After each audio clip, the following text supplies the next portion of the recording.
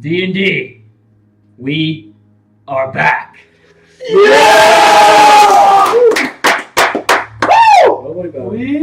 are back and we are playing Dungeons and Dragons. We have a new stream deck, or stream set up, and we are grinding. Alrighty, let's immerse ourselves into the world right away as we are starting a little late as normal. Last session, well, first we have to welcome back Mr. Dorian Blackcoil, who was gone last session, so we will recap what happened. You guys spent a lot of time traveling. You started the session with Stanmir's crew, and you began traversing the mists. As you traversed your scenery, it was musty, it was stinky, cold, muddy, puddles alongside of the road. And eventually you came upon a giant gate. Where this gate, you're going to be able to get it perfectly. Yep, I'm good. This gate appeared to be shut, and when the Vistani group came to it, it opened up. And when you all entered through, that mist thickened, and that door shut behind you. A little bit after, or into your travel, you guys just moved the pieces too. You stumbled upon a old wooden shack where a crazy lady resided. And she wanted to sell you some dolls. There were 7 of them, and they all resembled each one of you. And I can't remember, was it Inril? One of you dropped a weapon. It was Vildor, dropped his book of sorts. And when he did that, his doll changed. Oh, yes, it was actually Gorath. Yeah, you dropped your, yeah. I have And Alfred's. you took the 7th. I have Alfred's. You took the 7th doll as well. So Dorian, you have that. You proceeded on. You came to a clearing where you saw a vast opening. And Stanmir took you down the path and eventually veered off into the woods. Inril spotted a scent of death, heard howling in the distance, and chose to move on.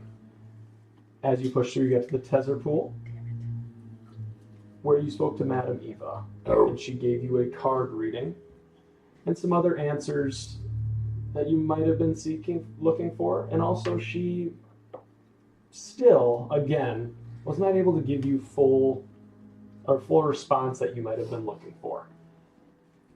When you went to bed, a few hours into your sleep, 2 horses ran down a hill, fire burning in their eyes, their tail, their feet, anywhere where hair would be, pulling a carriage, and this carriage welcomed you in.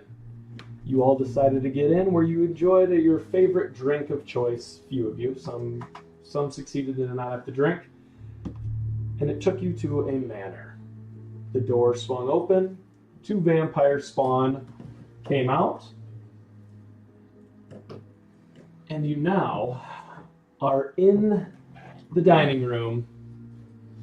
And at the front of the table sits Strahd von Sarovich, who motioned you to sit down, and you all take your seats. The chairs magically push in, and that is where we'll begin this session. Dorian, do you have any questions? I think I'm all caught up. You're all caught up? Yeah. You spent 3 hours watching this. Oh, yeah. Oh, yeah, you got to. All right, let me get this. You know what's bullshit too in this D&D? They took out silvery barbs. Did they really? Yeah. That's probably a good thing. No. I looked it up because I was like, am I just missing it? They're like, no. A lot of people were like, this is a change that's been needing to happen. Hey, Dorian, Yeah. practice your voice over there, man. What's it? There, practice your voice over there. It's done, isn't it? I got it. Don't worry. Never goes away. Can you a little bit? So, here we go. It's kind of at a weird point to start. All of you, sit and eat.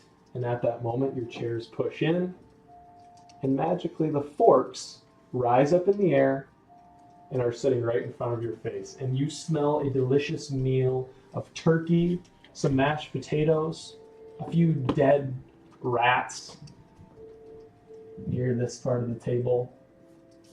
There's, 2 open chairs? And Strahd begins to eat.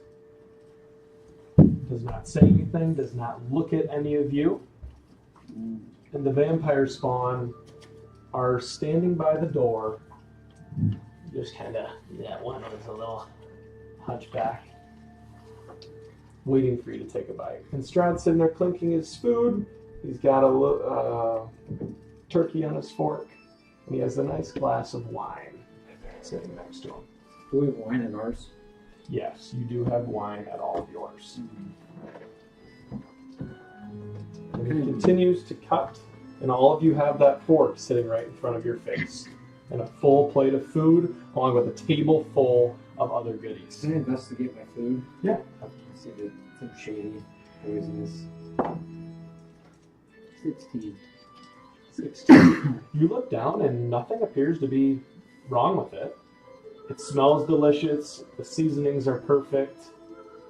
It's a well-cooked turkey, and everything else appears to be done.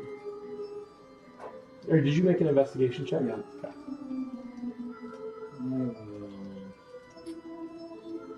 I can't wait there for a second still.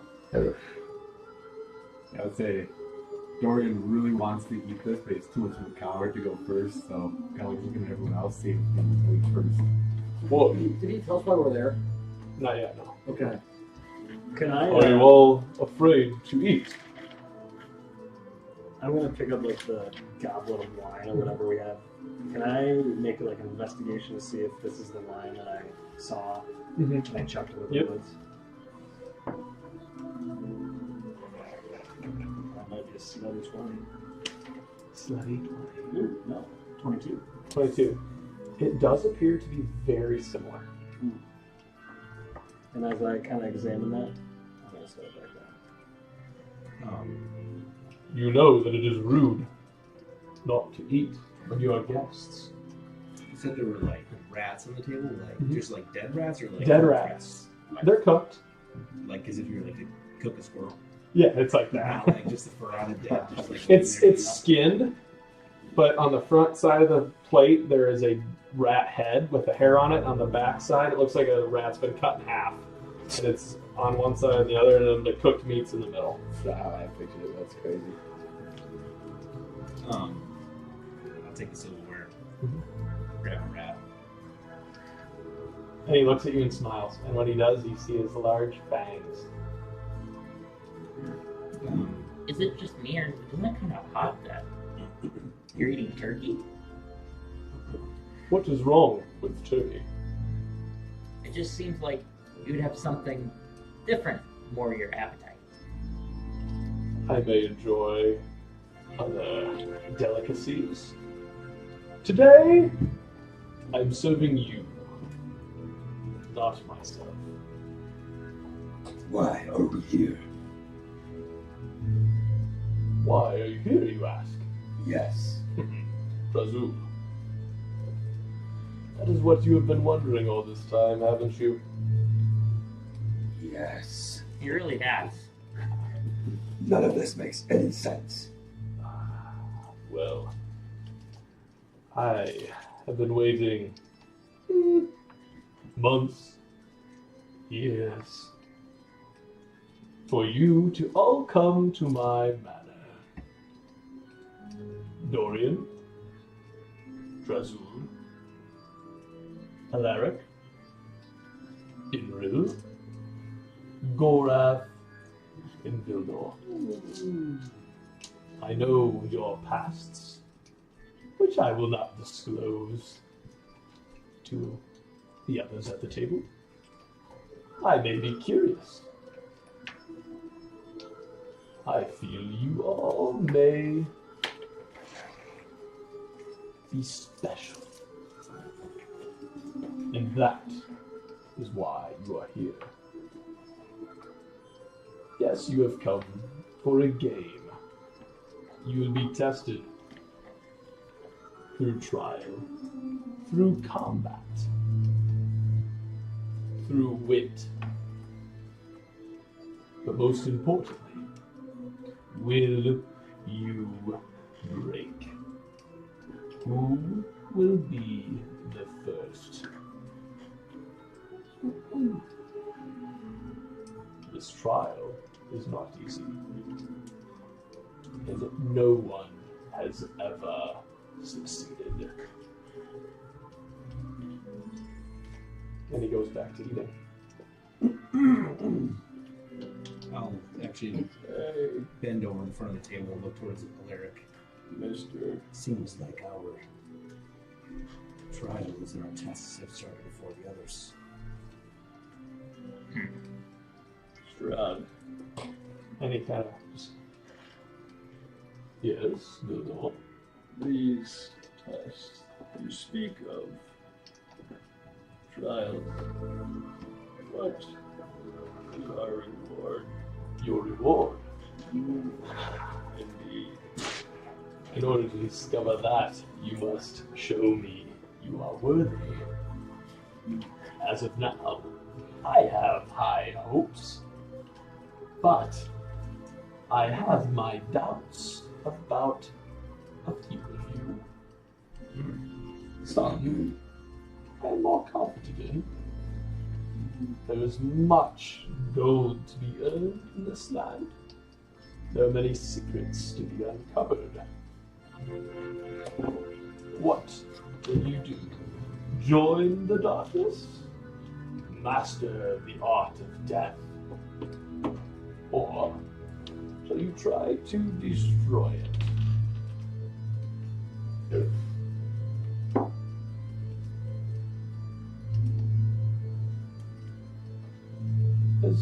Alright, have you guys begun eating yet? I'm gonna say Drazul was like pushed his plate away. Loudly? Yeah. I'm just really like investigating it. So even though I already did it, I'm like, just want to cold it up a little bit. Clarence, please clean the Dragonbone's mess. And one of the vampire spawn walk over. I'm just gonna like snarl at him as he like leans over to And he's and as this vampire spawns next to you, you get a very raunchy smell, stinky of death. What type And of he cleans up your plate and holds it in his arms by the door. what's our menu looking like again here? So turkey, there's rat legs, there's a few side dishes, a salad, wine. I'm pretty hungry. I'm gonna see if I love this. Cool. I'm gonna stay What would your favorite food be, Dora? Great question. Maybe they got ducks in D&D. There's ducks, yeah. Yeah, crab duck. Nothing on the table as of now. Crab duck. Yeah, that's my favorite. Duck. Weird idiot. duck. I appear that you are not hungry. No, I'm not hungry. I am not thirsty. You are hungry for answers. Yes. Pink lemonade was good from the ride over. Thank you for that. Well, did you enjoy that? Yes. Yes. The goat's milk is very yummy too. I'm glad you all enjoyed your drink of choice. Would you like something else to drink? Is there something wrong with my wine?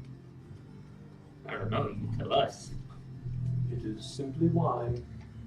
I Where would is not. If I wanted to kill you, why would I be talking to you? You think I would poison your wine? I know better than to trust a vampire. Yes, you are a smart one, my friend Drazul. But you have much to learn as well. Vampires are much smarter than you may believe. You seek answers. This world is full of them. Well, if you're Hidril, are you finished eating? Yeah, I barely ate anything, but I ate. How was the rat? It was pleasant, Lord. I'm glad you liked it. This is quite a delicacy in these parts. Lord. Don't you understand? Every story we've been told since you've been here. The prince, the lord of Barovia. This is him. He is the lord. I'm calling him by his name. So the vampirism was the curse that was spoken of earlier. Yes. In fact,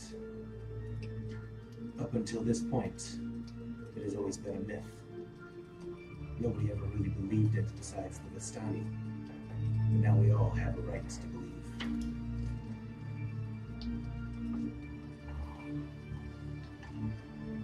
As it's kind of going on, I'm finally going to kind of like break a little bit. I'm going to grab a turkey leg and just start. And he just smiles at you. I'd do the same, seeing Yinro and Alaric start eating them. Reach in, grab turkey legs, start eating it, pour some wine, drink that too. Dorian, I knew eventually you would all be hungry. It has probably been some time since you have last eaten. how was your meal?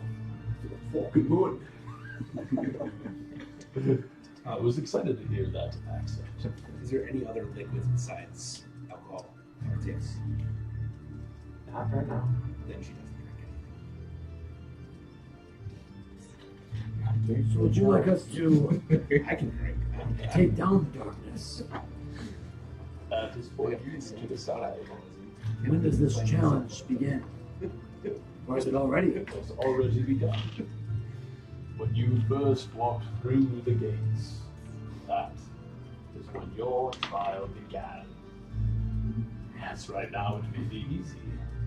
No threats. Just me and you. So is this a test? But now, Yes. I will let you decide that, my friend. We are friends. Yes, I would agree with that. We are in his home. So- Manners.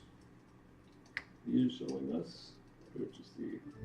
Thank you, Bildor. Let us do the same. Lord, did you eat your food? I am not hungry. Oh, funny. He'll teach you manners, all right. He's drinking your blood. Is he sitting? Are we sitting No, like in this I- order? Are we, like, Yeah, close to I'd each say other? you three are on this side. I don't know if we have it like that. Yeah, we also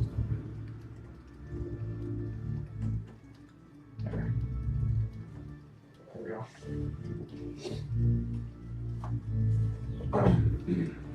Now I would just be wary of a few of the members of this. Do you call yourself a party or a group of acquaintances? Group of individuals traveling together. That sums it up nicely. Some may have sticky fingers, others have done much evil. You will learn in time. But anyways, while you eat, I have a question for you. I want you each to think about it. If you do not have an answer, I count that as a fail.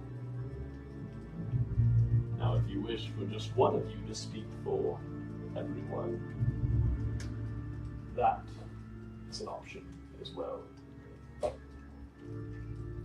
I need to know, do you study for mastery or for meaning?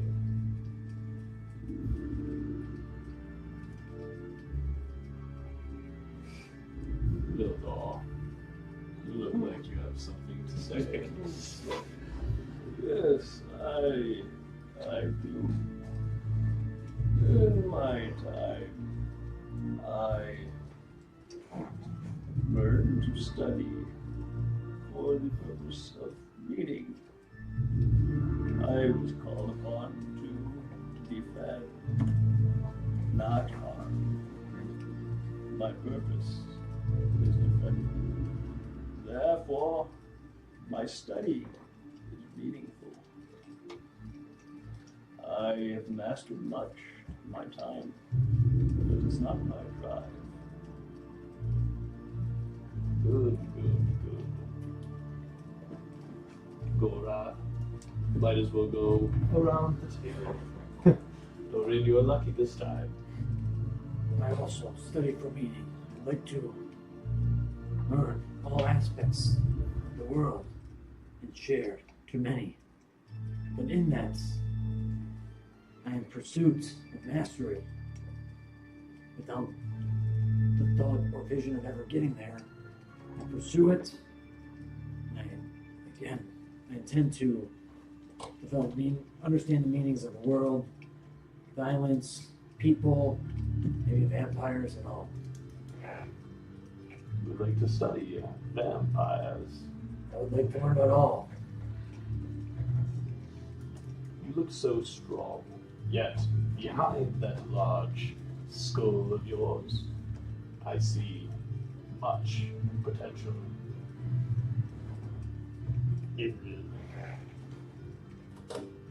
It's funny. I don't study. But I do try to find meaning. Not in the things that I am capable of. But I believe it's what everybody's life ends up being. Finding the meaning of who they are. Yes, yes. You are one that I feel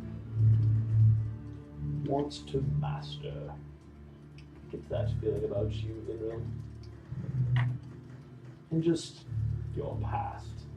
That might have been something that I've sought before in a previous life. But now, it's natural. All right. That brings us to Alaric.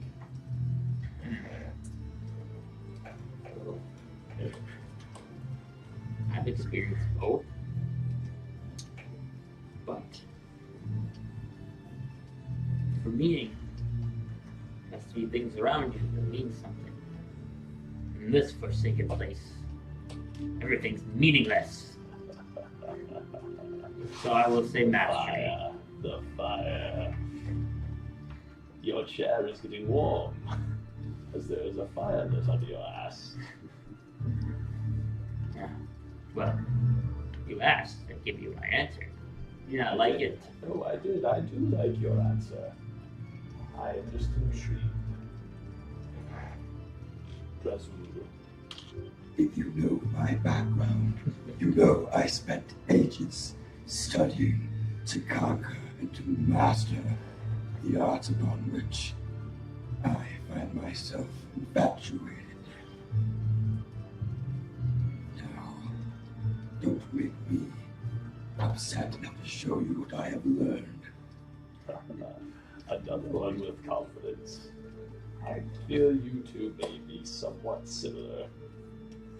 Now your motives could be different. But you both are more bold. Dorian. Dorian kind of swallow a big chunk of turkey and chow down. Good. Now, do not choke. I'll tell you, Lonnie, where I come from, I studied for mastery, be considered selfish. Everything had to have a purpose, a meaning, keep the crops growing, be medicine for the sick. And that's why I studied for meaning. For meaning. Good. For crops. Wouldn't you want to master the arts of growing crops? It's tough to get them to grow where I come from. You have to have other tactics to keep them alive. To me, that sounds like you have mastered the art. Sometimes meaning and mastery are the same thing, depending on how you look at it. That question tells me a lot about who you are.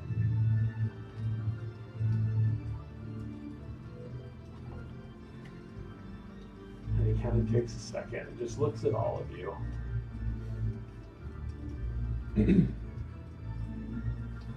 I do have individual questions for each of you, but I would like to ask you one more question.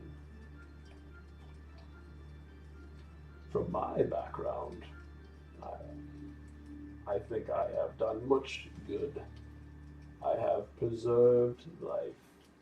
I have fought to destroy the ones who owned this land before I.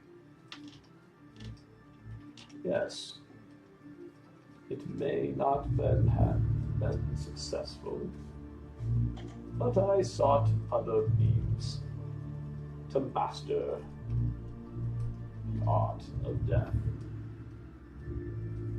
There are powers in this land. Dark, dark powers. And when I fell long ago, I looked to them, and it granted me eternity.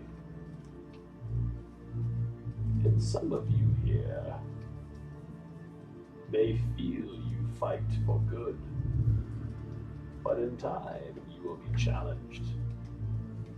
You may have to make decisions that go against your morals. My morals have been challenged many times, but now I look after the people of Barovia. Keep them safe. And tell me, Lord Strahd, is that immortality a curse, or is it a blessing? Once he says that, I pull my notebook. Okay. Oh, that is a wonderful question. Some days I look at it as a curse, as I am haunted by my previous actions. But it also is somewhat of a gift, as I get to experience every day for the rest of time. And maybe one day break free. And that is when my true immortality will begin. That leads me to my next question. Do you believe that evil is born or made? Dorian. I figured it. Yes, I would go back that way. It's sort of a snake draft, if you've ever heard of that. I have. I believe that it's made with the surroundings around you, those who you affiliate with. They shape you from the time that you meet them, and how much influence they hold over you. They are made. Will you be made evil? I've been made already into what I am. I don't see myself changing here. Dorian. Drazul. Evil is simply a way of looking at the intention of another individual. It is more if you are aligned or not. Evil is bad. Not all bad is bad for everyone. I think evil is made the same way it's made up, a made-up construct. Solely neutral in how your actions are perceived by others. So you believe that some may see a god as good, and some may perceive a god as evil. Yes. Yes, you will find many friends in this land. Alaric.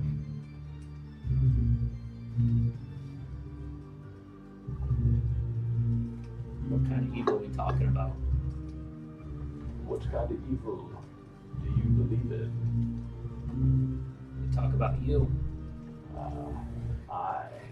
Why am I evil towards you? Or why do you perceive it? If we use Drazul's logic. You know why. Don't play games with me. I had to do what I had to do because of what you did to me. Drazul just kind of like looking You away. could have stayed here peacefully. That was your decision. Well, your life's as miserable as everyone's here. It seems like everyone's looking to escape. But you won't let them.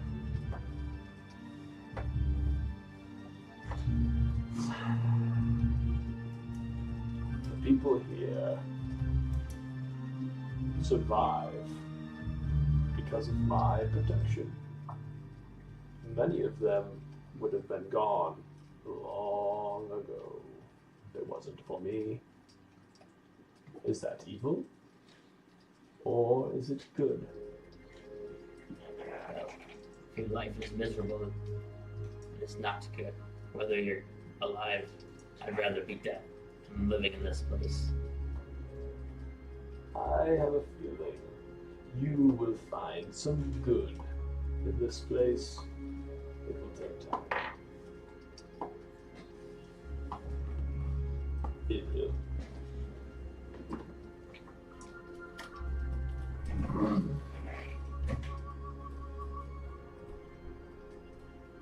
It depends. Evil can be born. It is that. It always will be evil.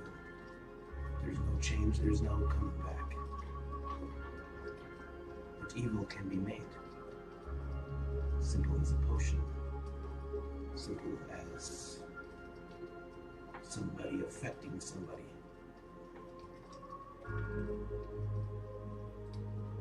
So yes, evil can be born. Evil can be made. But I believe everybody has it within them to change. It's a good outlook, Enril. But to be human isn't to be succumbed to something they were unwilling. But somebody who does that for good or bad intention, as Drazul says, that to me is evil.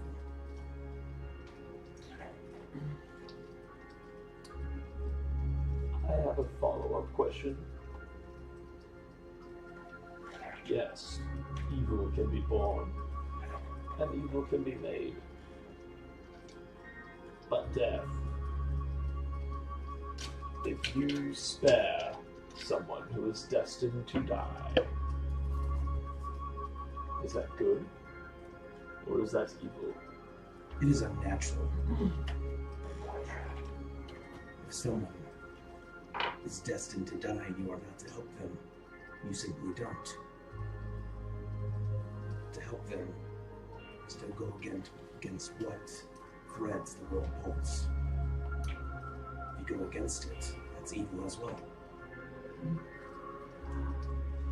I'm having so much fun. Thank you. Gora. As Drazul said,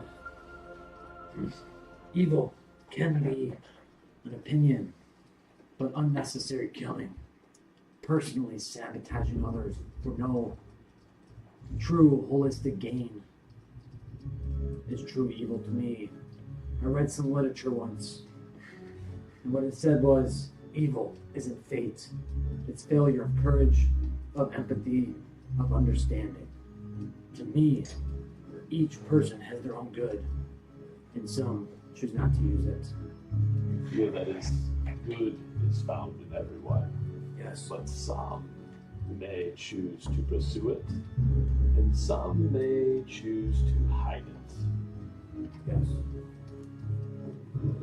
You are a scholar. Thank you. The libraries here are full for you.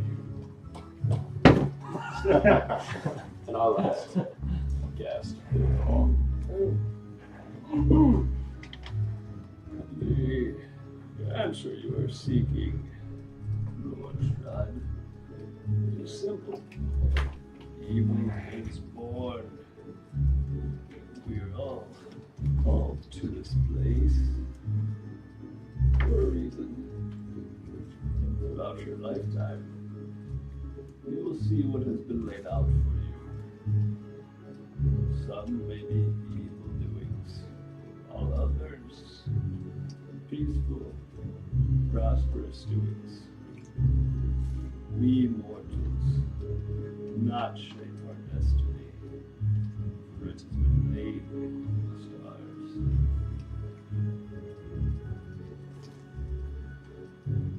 destinies are forged, you believe? Just House Destiny. We are here dining for you tonight, Lord Strahd.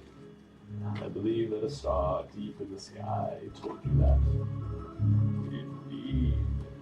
It was foretold. Now, you mentioned you were destined to protect and defend. Indeed. Now, just to balance, everybody mentioned Drazul's outlook.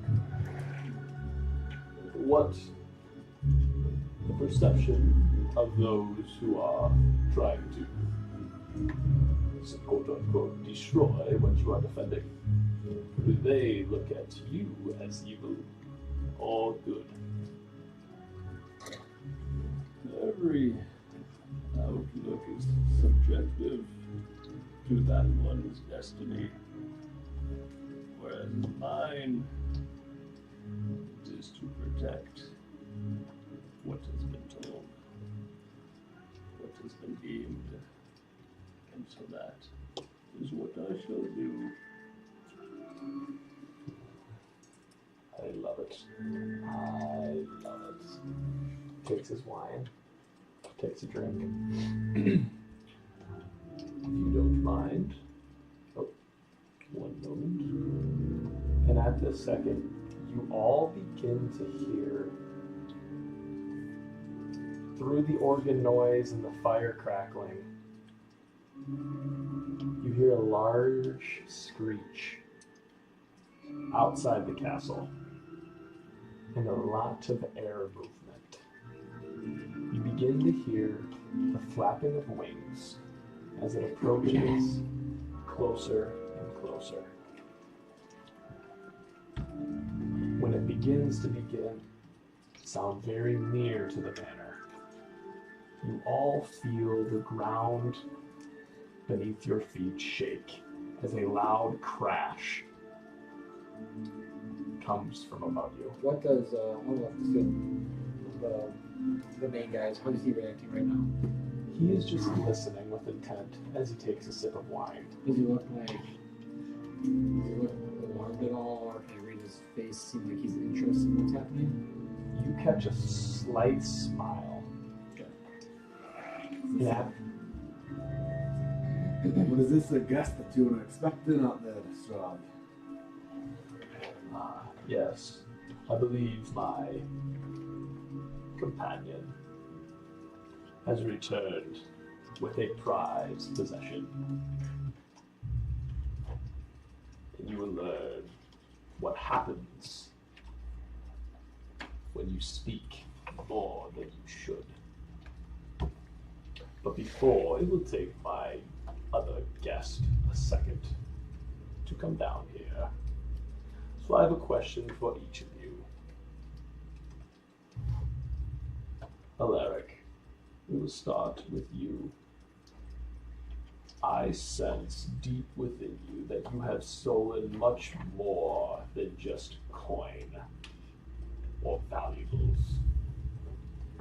How do you think the gods count the difference between what you steal or what you take? Only gods that are thinking about are the ones I believe in.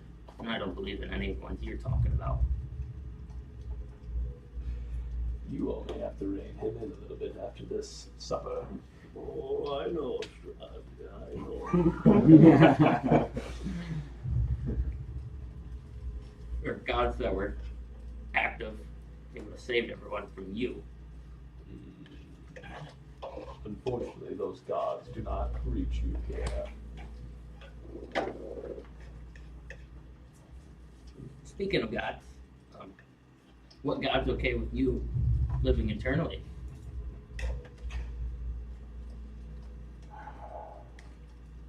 Maybe not a god, but the powers I possess, to me, are much stronger than a god. Gods can only do so much for the mortals. You can pray You can beg. You can sin. You can humble the gods with victorious actions. But they never can save you. What I look to is much stronger, and it grants me much more, and for the people of Barovia.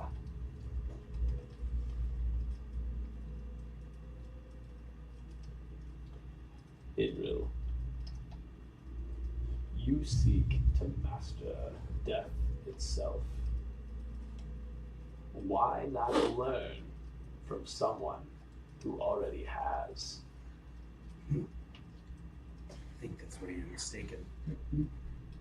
I don't wish to master death. I wish to preserve those who are unworthy of it.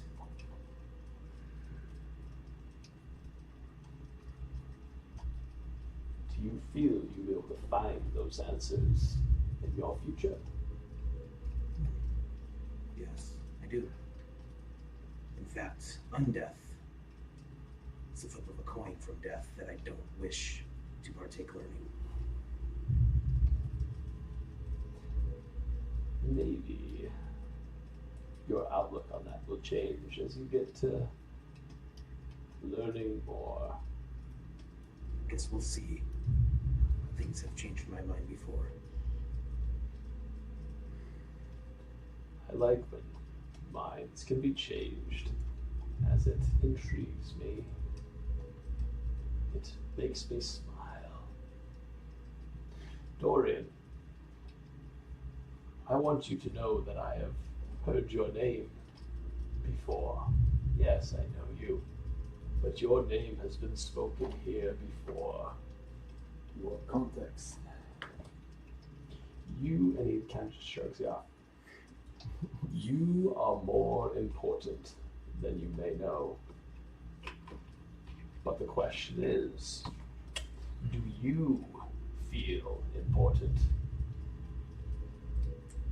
At one time, I might have, and I felt that what I was doing was important, making me important, but after that all went to shit, I haven't felt anything lately.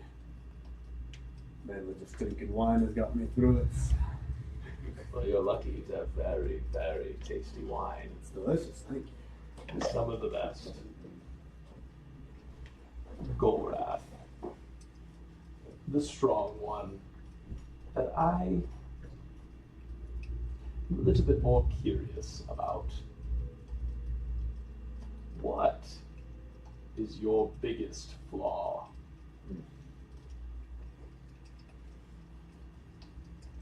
I believe my biggest flaw is in constant pursuit of knowledge. And at times, it doesn't help me stay centered, stay settled. I'm always trying to learn, whether it's good or bad. I'm interested in it. Do you feel that, to what extent would you go to learn the knowledge you seek? Would you let somebody perish in order to gain knowledge? No. Ulma says that knowledge is important and learning is great, but teaching and becoming influences to our future is more important. So if I allow somebody to die or put them in a worse spot, that's not holding my creed, not holding my loyalty and my dues towards Ulma. A god worshipper.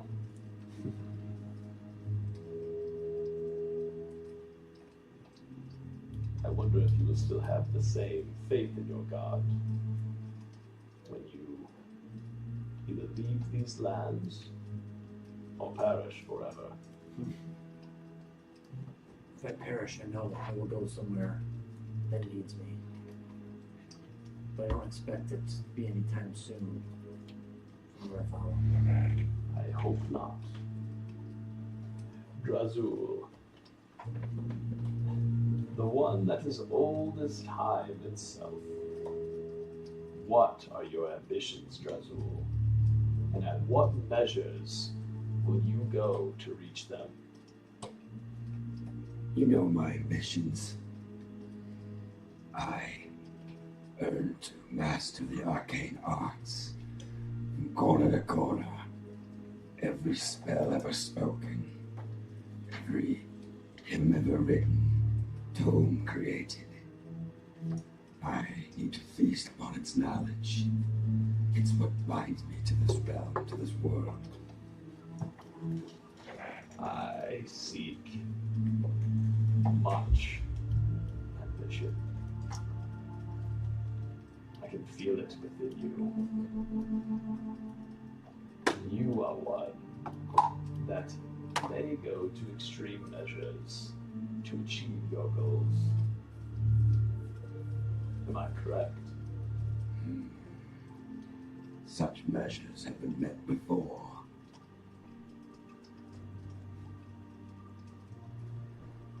I will have an eye on you, Drazul. Bildor. It appears my guest. And he looks up at the two vampire spawn, and they're kind of like looking at Strahd, like motioning towards the door. It appears my guest is here. But we have one final question. I see much more than an old man. The way you move. And the way you think. You are wise beyond your years. What is your purpose, wizard, other than just protection? And why do you think destiny has sent you to me? Well,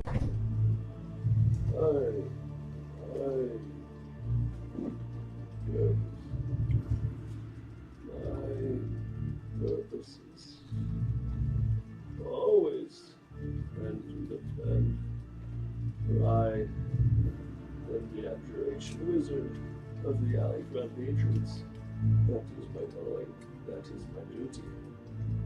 And I've been sent here on destiny's path because some sort of evil is at will threatens the plane of justice and safety, the plane in which I reside, and I will stop it. Will destiny be on your side, or will it fail you? I will not fail, Lord Strahd. And whatever destiny has in front of me, I am willing. Good. Please do not fail.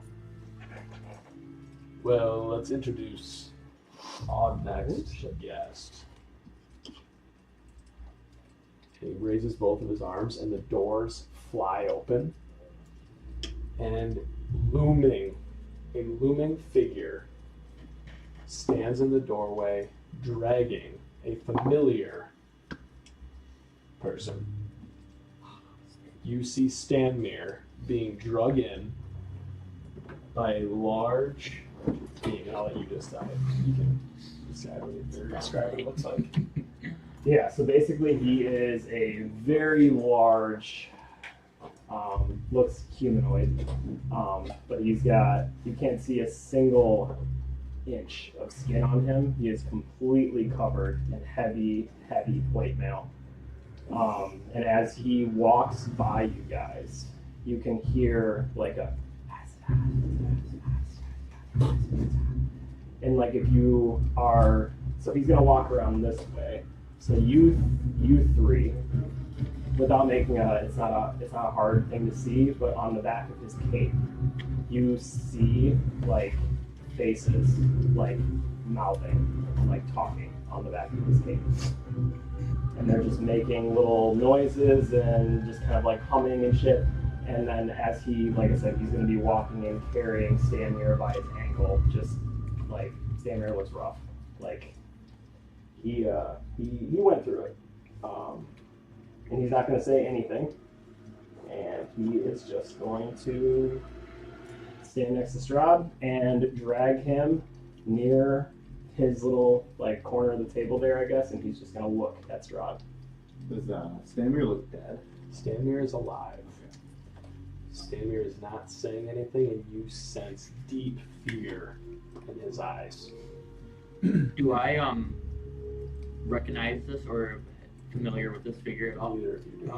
No. So we heard wings.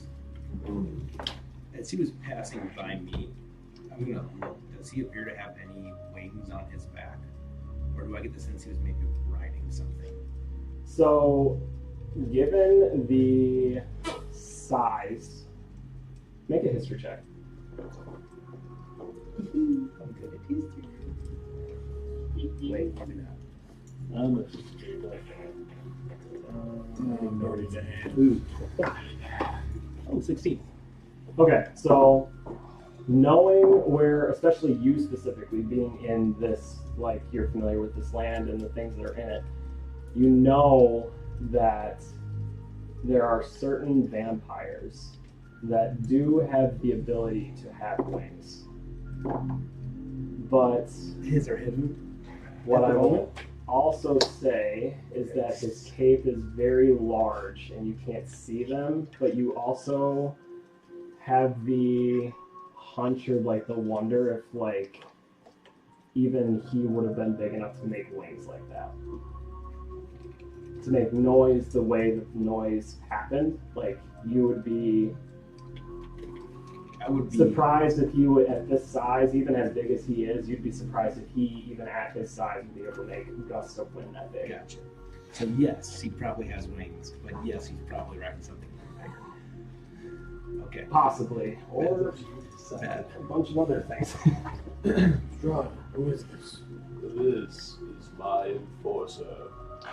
If you run into him, it means you have done something that you were not supposed to do. Now, stand here. You look scared, my friend, my ally, or what I thought. Stanmir went out to gather all of you for me. Did he tell you the truth? Maybe. Did he say more about this land and me than he was supposed to?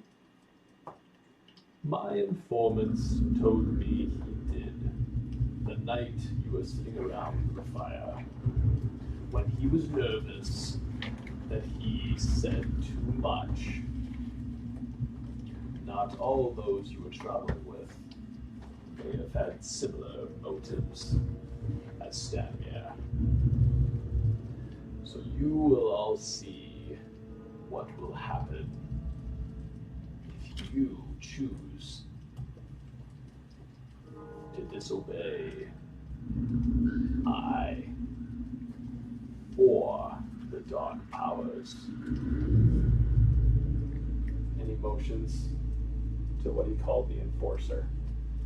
And he slams Stanmir's head on the ground, or on the table. Open wide, Stanmir.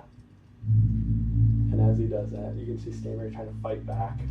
And the enforcer pries his mouth open. And as he does that, Strahd goes over.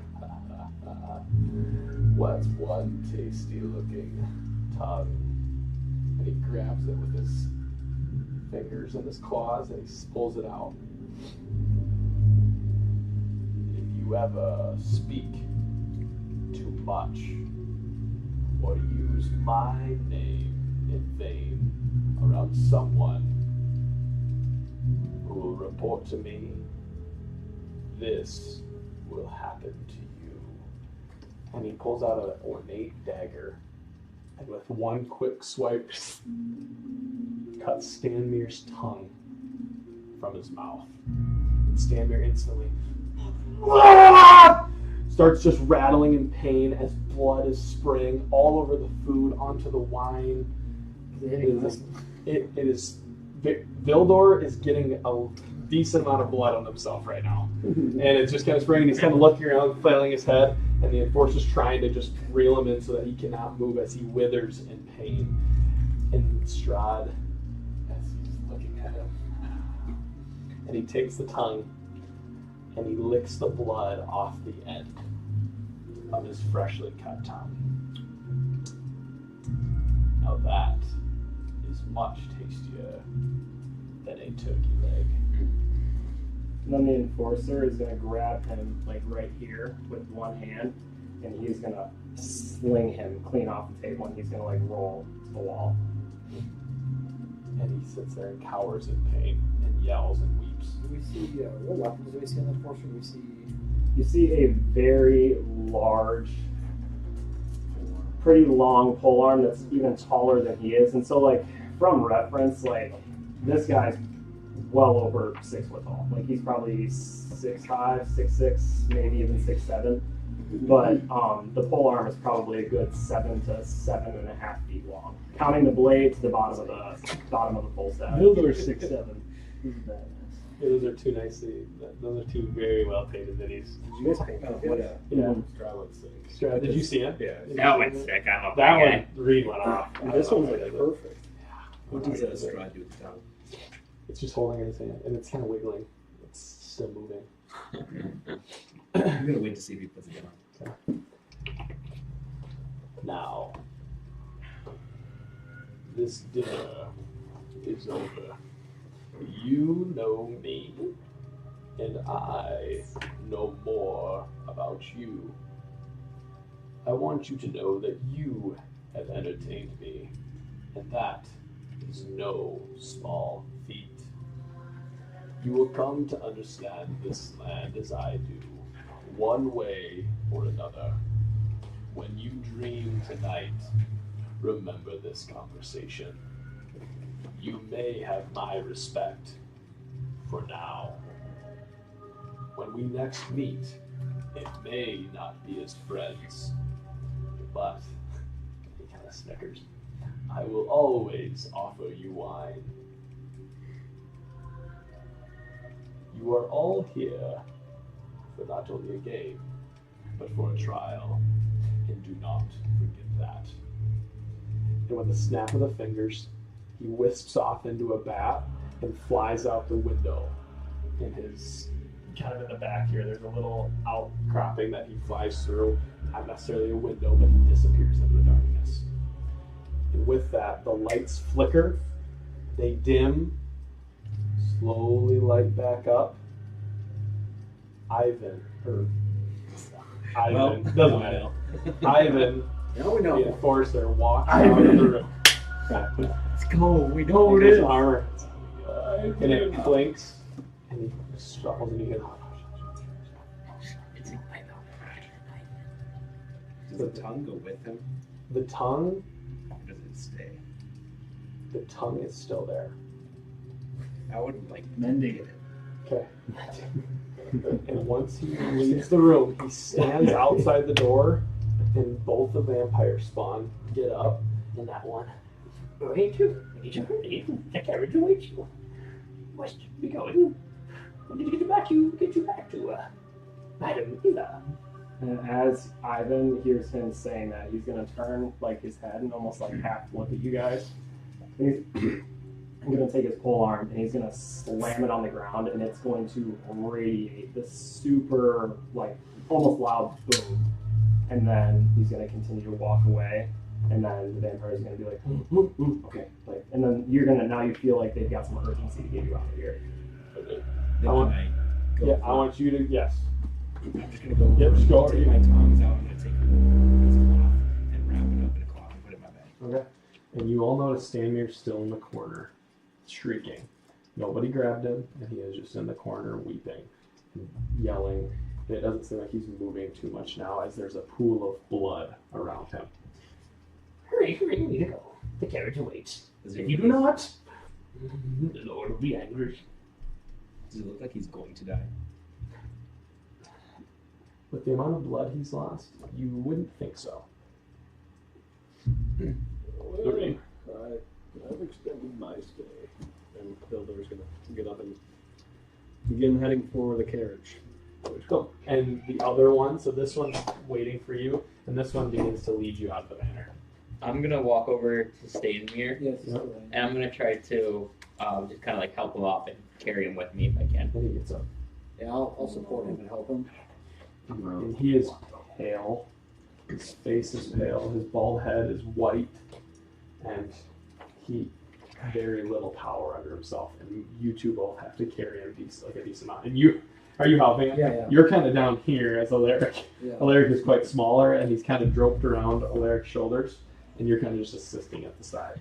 But yes, he's walking, and there is a trail of blood behind him. I would probably be the last one out, and as I approach them with Stanmir, as I didn't feel comfortable carrying him, I'll still cast Spare the Dying on him. Okay, sounds good. And is that like you cast a spell? It's a bonus action. Yep. Or it's a bonus action for me. Okay. It's just visual and somatic, so I just gotta say a couple words and be able to see him. So even without like seeing any magic come out of me, it's just like a touch, and warmth goes through his body, and I just spare the dying. So it just means that if he ever falls to 0 hit points, he won't die. He'll just be stable. Perfect. Sounds good. He thanks you. No, he doesn't even know really. And you all, did you guys all get up? Yeah. And you all follow this vampire spawn. Vildor up ahead, and this one, as you all leave, the doors close behind you, and the sound of organs stop as soon as you leave. You make your way through the castle the same way that you walked in, and exit through the front doors. And the carriage is sitting there, doors wide open. I hope you enjoyed your stay. I will see you again. Hopefully, you were quite pleasant to listen to talk. Any emotions, you all? Vildor get in. Okay. Yep, I'll get him as well. All right. I'll kind of throw Stanmir up into the carriage and try to get him in like a. I'm gonna lay him. I'm assuming it's a pretty large carriage, right? I'm gonna try to like lay him down a little bit in the corner so he can kind of like rest on like a seat. And the blood is starting to somewhat stop, still coming out, dripping through his, covered all over his shirt. And he sits there and instantly seems to fall asleep. Or, seems to be stable, but taking a rest. After you all get in, the door shuts. And you hear a voice come from around you in the carriage. Now, your journey begins. And the carriage lurches off. And right when the carriage lurches off, a slight mist begins to fill the cabin around you. And you're all looking around at each other. And this mist gets darker and darker and thicker and thicker. As you three are sitting on the left side of the carriage, you three are sitting on the right. It begins to be it's hard to make out the faces of those across from you. You cannot see outside, and there's that smell of, I don't want to say death, but that cold air and that just scent of Barovia fills the cabin. And I need each of you to make a Constitution save. Come on. That 20 here. It's loading. 4. 9. 9. Concept. 11. 6. 4. 6. 6. 21. And you 4. You're sitting in your seat. You're looking around and everything starts to get a little shaky. Start to see stars. All of a sudden, before you know it, you are passed out and everything goes black. You two, what would you like to do? Do I see this happening? You see these two pass out.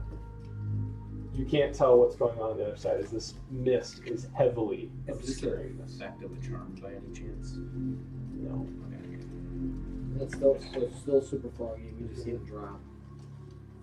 It's me and Drezel, right? Yep. We don't see each other. You cannot see each other. Kind of look at these two. And we like try to like smack Alaric like in the face a little bit, not like hard, but like try to see if he's like out. When you do that, he is motionless. Kind of do the same to Dorian. Completely motionless, almost as if they're just like a rag doll. Okay. Puppet. Do I sense any sort of like spell or anything on them? I'm gonna take my staff and I'm gonna kind of like try to shove it like some feet over the other side, like, Hey, is anyone still awake over there? And you feel this. Yes, just me. Just me as well. What's happened? Not sure, but they are not responsive. But they seem to be alive. And I need you each to make another Constitution save. Fine. Net 20. that is good. 14. What's it mean if I'm proficient? Does that do anything? You just have +2, I think. Yep, so you get +5. You already probably added it because your con's +3, and then you got +2. Okay, So gotcha. Never mind that. So I got a 12. A 12? Yeah. And both of you fall into a deep slumber. And that is the end of the campaign. You win this round. Knew we should have taken him on. Yeah. Everything goes dark. And now, I will turn it over to Big Reed. Oh, what happened here? I know. I don't know if you did that on purpose, but I think it cut out. I painted him when I was with you. When you were doing Oh, that's that one. Yeah. I remember that was that was when I painted the Night Stalker thing, Yeah. right? Not really working very well today. Is there an issue with that connection, maybe? There you go. What's going on? There we go. Wasn't clicking on this supposed to.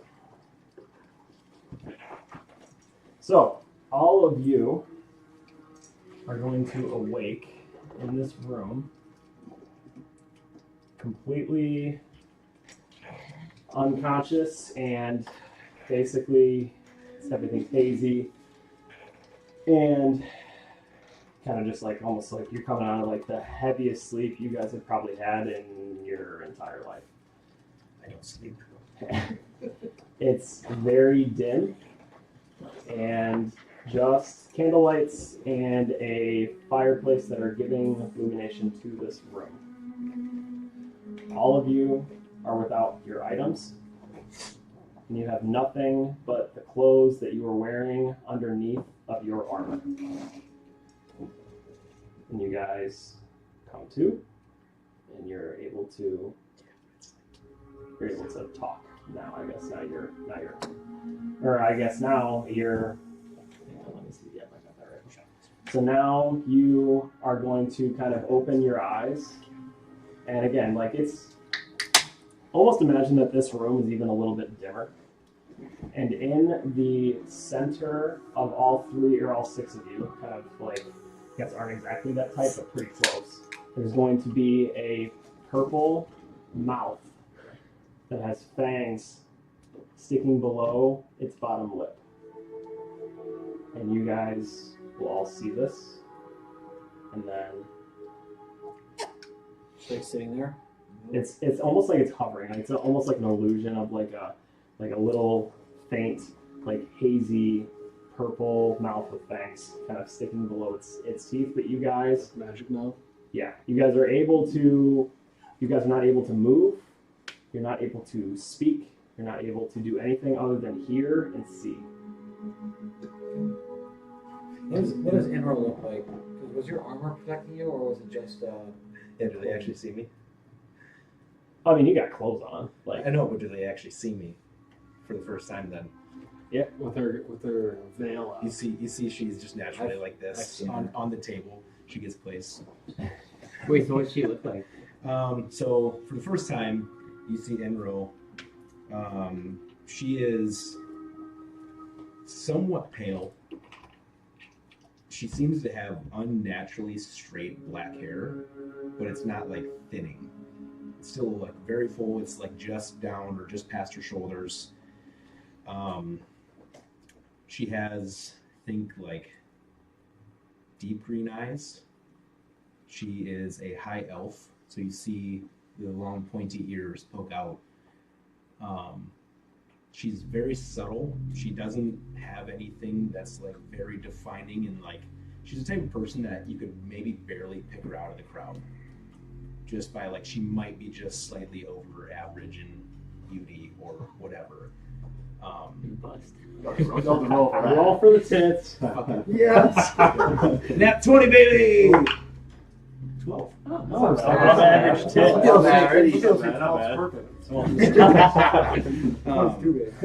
But yeah, she seems, after you've seen her in her armor, she seems as if the type of armor she wears is form-fitting.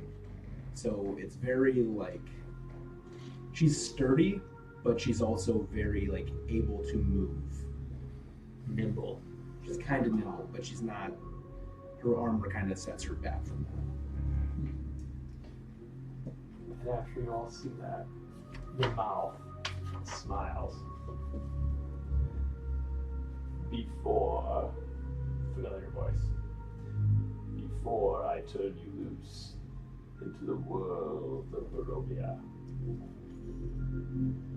I must see if you can conquer the House of Hunger. Will you prevail? Many fail before their adventure even begins. Think wisely before you touch things. Think wisely before you step, as this house is looking to devour all who are within it.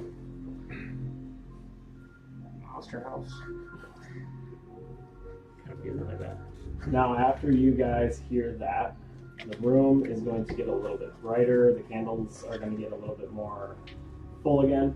And now you guys feel whatever magical presence was kind of like shackling you essentially is now gone. You guys can move, you can talk, you can go amongst yourselves. What happened to She us will, things? she will literally like sit up and like frantically see that everybody sees her now, and she'll turn around and try to find her stuff if she can, if it's in this room. Okay, so you can go ahead and make a perception check. Oh wait, it's a 7. 13. So you in the room see that there are 6 wolves and a nice table, fireplace with a stag mounted above it, and you see nothing item related to any of you. Say wolves. Wolves. Like alive ones? Like stuffed wolves. They're like kind of like just large mannequin wolves, but they all look different. I'm gonna investigate the wolves more. I'm gonna look around to see if there's any doors. Okay. You make a perception, you make an investigation. I was gonna say, You said there's 6 of them? 6. I guess I'm gonna. I was gonna do that as well. Start just looking around as I am, and then if I see him kind of doing the same thing, trying to investigate like how they are just the area around, I'll go past him and cast guidance. Okay. I got 11. On perception? Okay. Nice. This will be good. You4, right? Yep, on guidance, yeah. So for you, you find the door that would appear to lead out of this room. And when you try to open it, it is locked from the outside. I have 22. Okay, so what you notice is by looking at all of these different wolves, you see, like I described, they're all slightly different. They have different characteristics, different features that are distinguishable from one another. The other thing that you see is on the table that is in front of the fireplace, there are 6 collars, all with different colors. Okay, I'm gonna pick up one of the collars and I wanna look at it. I'm gonna see what it says, if it says anything. It does not say anything. All it has is it is like, imagine like kind of like a dyed leather, and then it will have a little, kind of like almost like a, you want to call it like a pendant or like almost like a tag, right? But the tag on all of them is the same, and it is a stamped piece of silver that has the vampire like sigil on it. Do any of the wolves look like they'd be kind of like a really old guy that maybe has a book or staff? So if you Like an old feature Like wolf. an old as dirt gray, mangled hair wolf with missing teeth. yeah, so one of the wolves does look older, like its features are definitely older. Big cock. Huge. I'm gonna He's walk got a this roll for it. We table. haven't seen it yet. Okay. What's it on this table? Confirm that. Was that like collars? Yeah. Yep, that's the collars, and then there's just like a, it's like a big, that thing right there is like a wine cask that's kind of, it feels like about animal.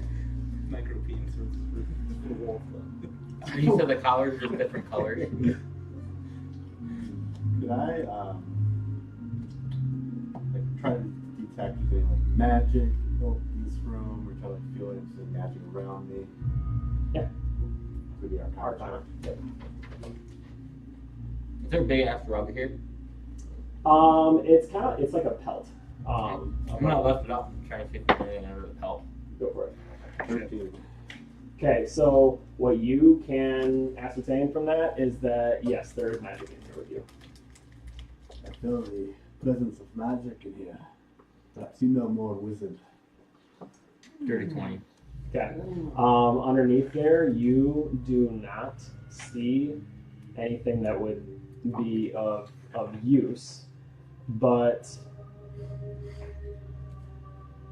go ahead and make a perception check for me while you're down there.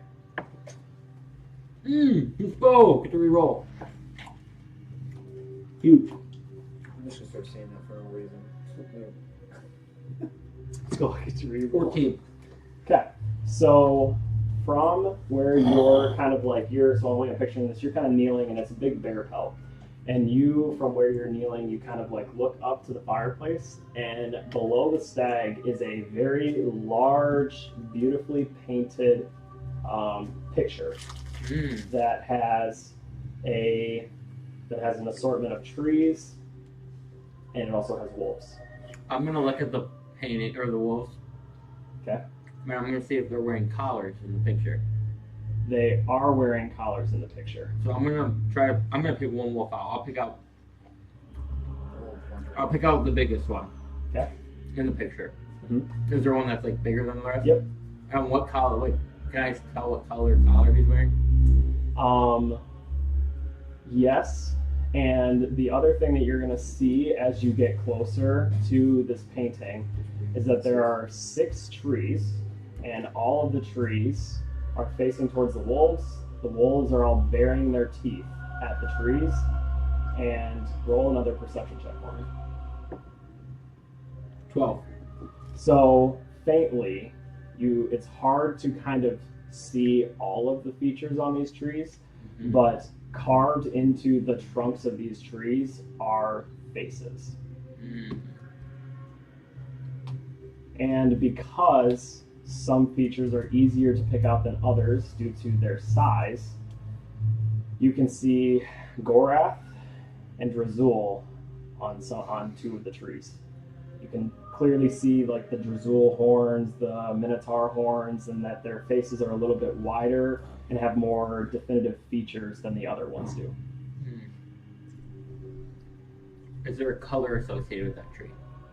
The trees are not colored, but the wolf that is staring at that tree does have a collar on it that has the color to it. So I'm going to. For that wolf, I was looking on the biggest one. What Mhm. color collar does he have on? That wolf is wearing a red collar. So I'm going to take the red collar. Is there, I'm assuming there's a red collar here? Yep. And I'm going to go put the red collar on the big wolf. Okay, so as you take the collar, you go and kind of walk to the bigger wolf. That is going to be this guy. And so you're going to walk over to him, and as you do that, you'll kind of see, like, as you kind of like come into view with it, its eyes start following you. And then as you go to put the collar on, its like lips lift up a little bit and it starts showing its teeth, but it doesn't move. When I see that, I'm gonna just keep an eye on him. Mhm. Just like, not like he's gonna do anything bad. I'm just gonna Yep. try to understand what he's doing. Is Yep. he- I'm gonna insight it. Okay. Can't fucking read. 11. Yeah, I mean, so it's not making any noise, and it didn't like furl its brow down. It just kind of like showed its teeth, not like all the way to the point where it's gonna attack, but it just kind of like lifted its teeth a little bit. Ah, fuck it. I'll try to put the collar on him. Okay, so you put the collar on him, and when you put the collar on him, you're gonna latch it, and it is going to, from beneath its feet, a chest is going to just show up, and then its mouth is going to open, and there's going to be a minor healing potion in its mouth, and all of Gorath's items are in that chest. Wow. All right. What do we got here? Hey, what's mine? This is a nice book. I think I'm gonna keep this myself.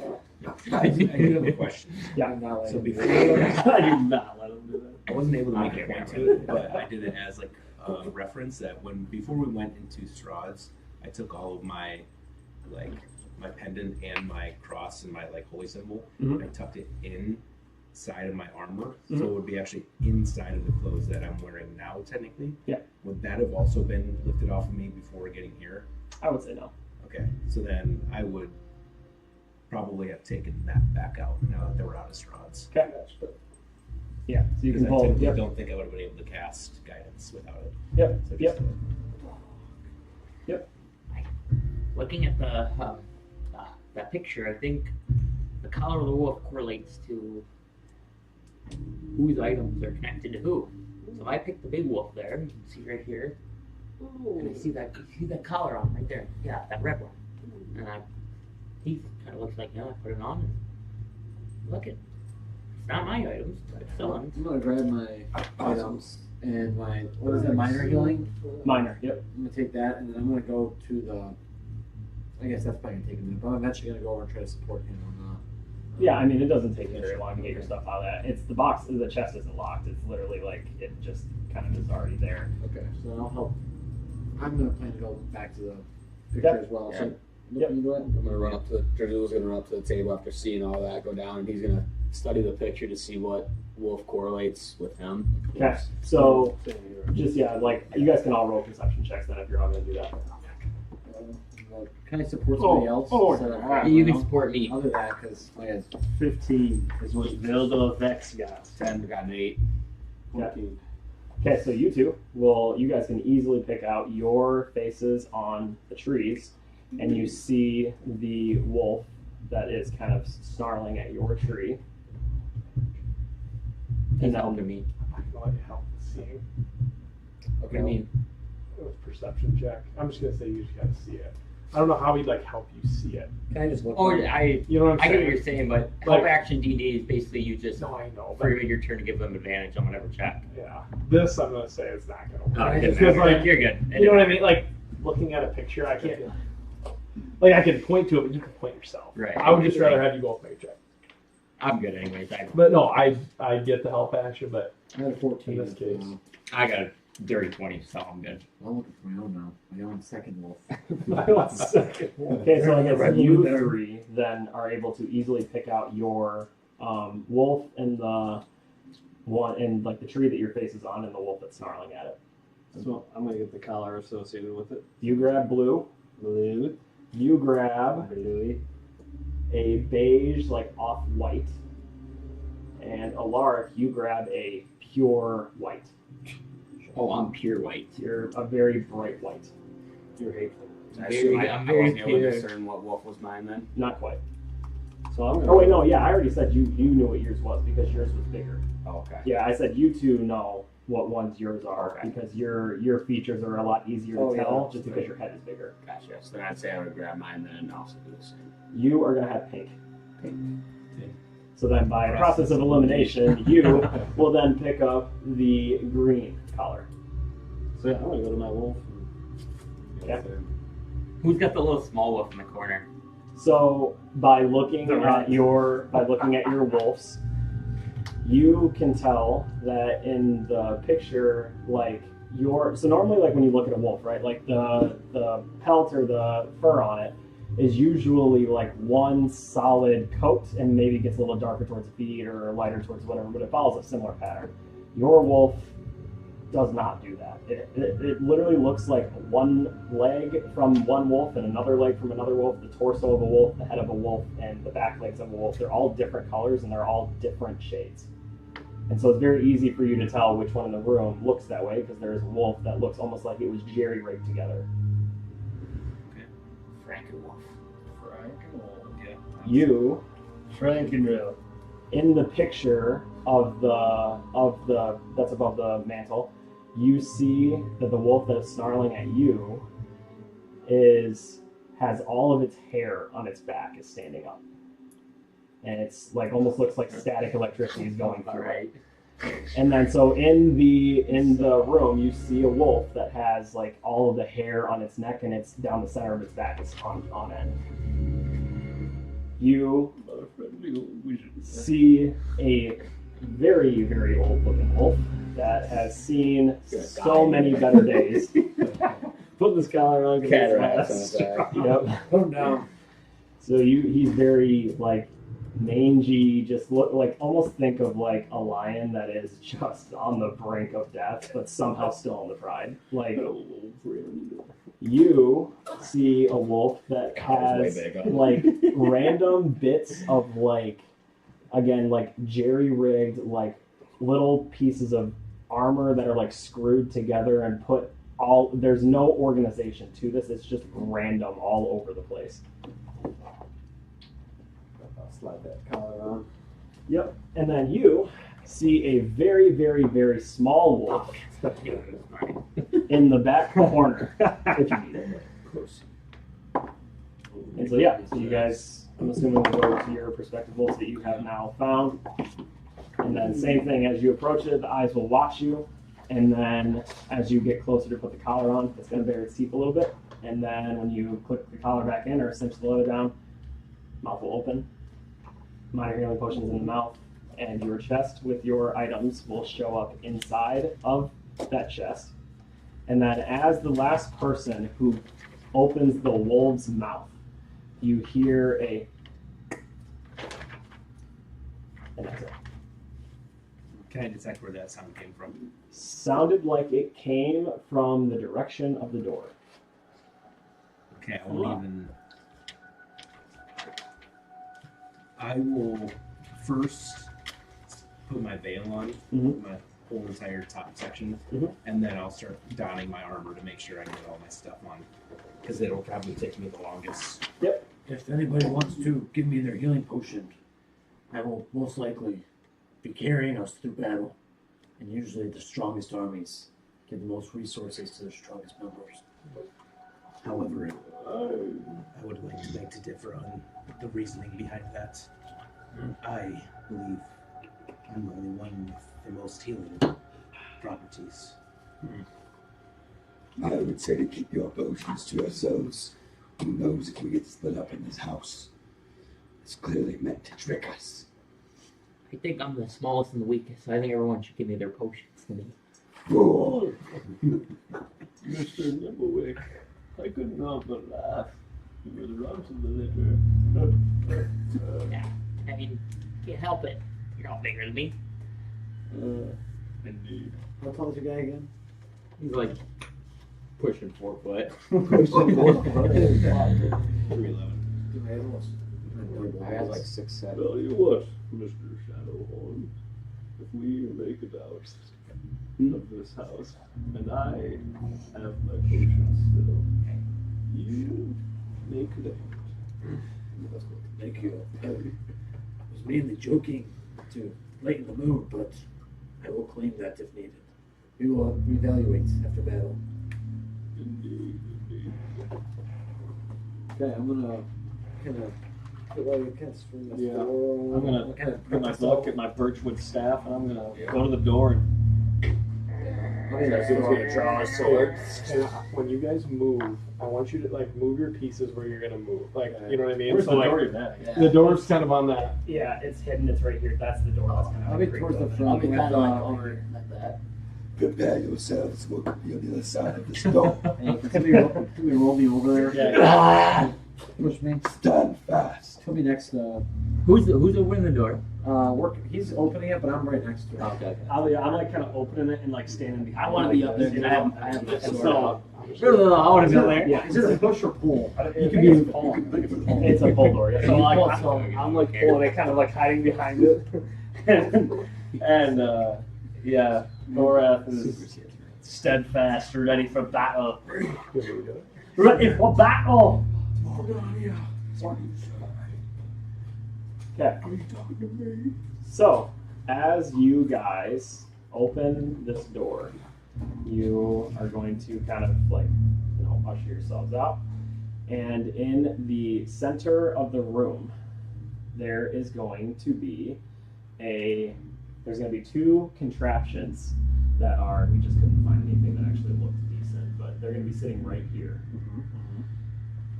In those contraptions is going to be a little girl and a little boy. They are strapped to these chairs with chains behind the headrest of the chair. And as you walk out, they're going to, like, almost seems like magically they can't talk. They can't open their mouths. And you guys will see that. Do I see or sense any fear in their eyes? Oh yeah.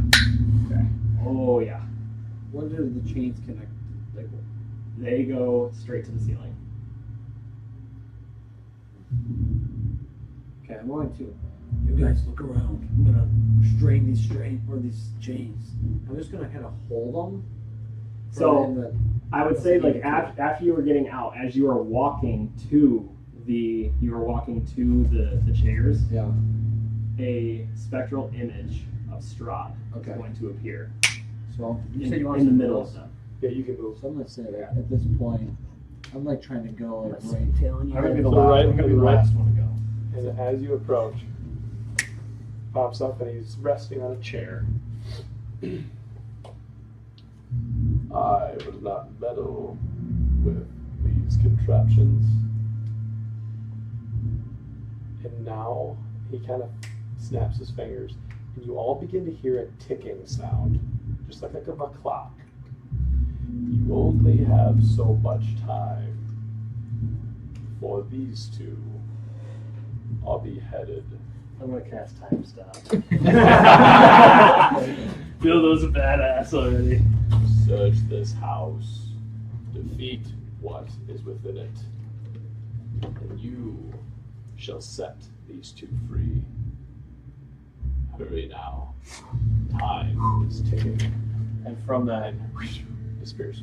you guys see Vildor just fucking start dashing the doors. Like running really fast. Yeah, he's Which one like, you gonna go to? this one right here. I'll follow. Let's see. It's not numbered. Or one, maybe. One over up here. This is one, yep. Oh. And I'm gonna fling open that door. And what do I see inside? Okay, door number one. Old man's grinding.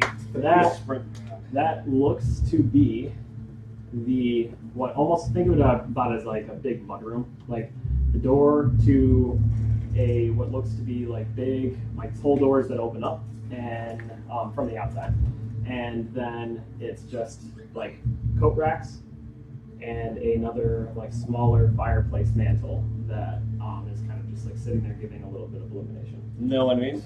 Nope. And you do see a shield with a golden windmill on it. That's where the kids are. No enemies in here. The kids To the are next more to door. the to the right, to the left of Strahd, like Gotcha. right here. Yep. Okay. Yeah, I'm fine. While he's running door to door, I'm gonna take my time and kind of try to examine what's in the room that we're in. Like how many doors are there? What like I see there's a staircase. But, like I'm gonna try to get a layout. My back. See what's going on. I think it's 5 is where I'm at right now. I'm gonna whip that door open. Okay, so you whip that door open, and as you walk in, you are going to see what appears to be a dining room or a kitchen of sorts. There is, all the table is set. It looks like as if you were anticipating guests to come, like everything is set out, the silverware is laid out very nicely. There's no food on the plates yet, but it is set up like you are about to be having a dinner. And I'm just gonna take a quick sprint. Is he moving fast? Oh yeah, he's fast as hell. In that first room, Mm-hmm. does that shield look like it could be taken off the wall? Yeah, I mean, you can go up to it and So I'm gonna try. first. I'm gonna just kind of like try to move it. Does it move with the motion that I take? Yeah. And kind of sways back and forth. Mhm.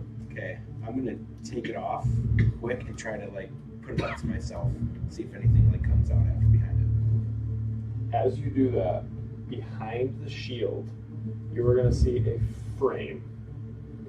And within the frame, on the bottom, it says the Durst family. And you will see 6 individuals on the picture.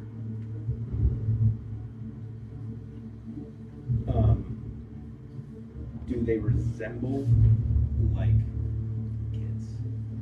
When you look at it, 2 of them do. They look like the ones. Okay. I will then take the shield off the wall, and then as I see through the door, Vildor is about to run out of like the next room that he went into, and I'll yell, "Vildor, come quick! Stop running! There's kids in the picture frame behind the shield. You seem to be very intuitive. I want you to take a look." He's gonna yonder his way over to the frame. You 2 are in here. Where are you guys at? I'm gonna go. Is this a doorway? What was this one? Yeah, right here? Yep, that's the doorway. Yeah, I'll go check out the room where Larry's going. So I'll go with them. So you're Just over give me a here. number. Sorry, I can't Uh, remember. 4A. 4A? Yeah. You just going in? Right, that's what you want. Yeah, Yeah. sure. So, okay. Let me see this room. So in that room, I'll get to you in a second. So in that room, that looks to be the pantry. That looks like, so there's kind of like, imagine like almost like bookshelves, but they're just stuffed with food. There's a whole bunch of stuff laying around, and it really looks just kind of fully stocked with food. Nothing like too crazy. There's a couple of wine casks in there. Nothing super off-putting. I kind of like open my bag up, take some like bread loaves and stuff, kind of like I'm just gonna put it in my bag. let me shake my head. Add 5 rations. Yeah. There's no. What's this thing right here? How many rations did we start with? That's like almost think of it as like stone oven. Say 10. Okay. So all 15. Okay. I'm gonna leave once I see that, and then I'm gonna try to go. What is this? 2B. 2B? I'm gonna go open up 2B. Or not too big. Oh, great. Bad. Shitter. 2B and 2C. That is the shitter. Somebody's gotta get on it. I'm gonna look in it. Flush the shitter. I'm gonna get down and smell it. Fresh. Gonna smell it. I mean, it smells like a Man flesh. bathroom. Okay. Moldy. What'd you say? I'll smell the menu. Okay, so when you were going to be heading upstairs. You guys were all in there, and then as you guys came out of the pantry area, the kids are gone. I was gonna make an investigation on that picture. Yeah. Just to see, if I can gather any like hidden details of it or details of the meaning. Yep. And see if if it's possibly hiding anything. Yeah. Yep. Go ahead. Come on! Come on! Hey! That's a crit fail. Yeah, you see 6 individuals on the wall, and can make out the ones that Inril did point out that they were 2 kids, and they did look like the ones that you saw, but beyond that, they just looked like 4 other individuals in the same little kind of fashion. And he'll just be like talking to himself like that. Are those chains still there where the kids were? Nothing is there. Kids were all chains are gone. Chains, the seat, the kids, everything is gone. The ticking remains. When I was in this room, did I see? Does the door go from here to there, or does it go? So yeah, just make a perception check for me. This ain't really unperceptive, but I didn't see shit. yeah, that's 20. That's funny. Oh yeah. So what you see is in that room is a small kind of door, and yeah, you can open that. Okay, I would have done that, I guess, before I left. Okay. So he's gonna open up. I guess I'll go back. Okay. So, you got it. We'll be right here. Okay. Yeah, so in that room, you're going to basically see almost kind of like a storage area of sorts that is kind of just like behind everything. And it just looks like there's like almost like chef's tools and everything else like that's kind of tucked back in behind everything that's away from all of the food and stuff. Can I sift through it? Like, I'm just gonna like wrap it and have a look through the stuff and see if there's anything that I either find useful or needing. Yeah. What skill is this? I'll do investigation. 21. Yep. When you're searching through, there's like a shelf, and you pull out the shelf, and in it, everything else is just food, just like Reed described. In the one shelf, or one of my drawers, sorry, when you pull it out, there are about 5 or 6 dark black cloaks, along with a sigil of a random, it's like swirling, and a makeshift T is in the middle of it. Does it look like the one we saw earlier in the first room? Okay, so it's a sigil with the like swirling. Yeah, it's like just kind of like metal swirling around, and then in the middle of it, there's a jagged T.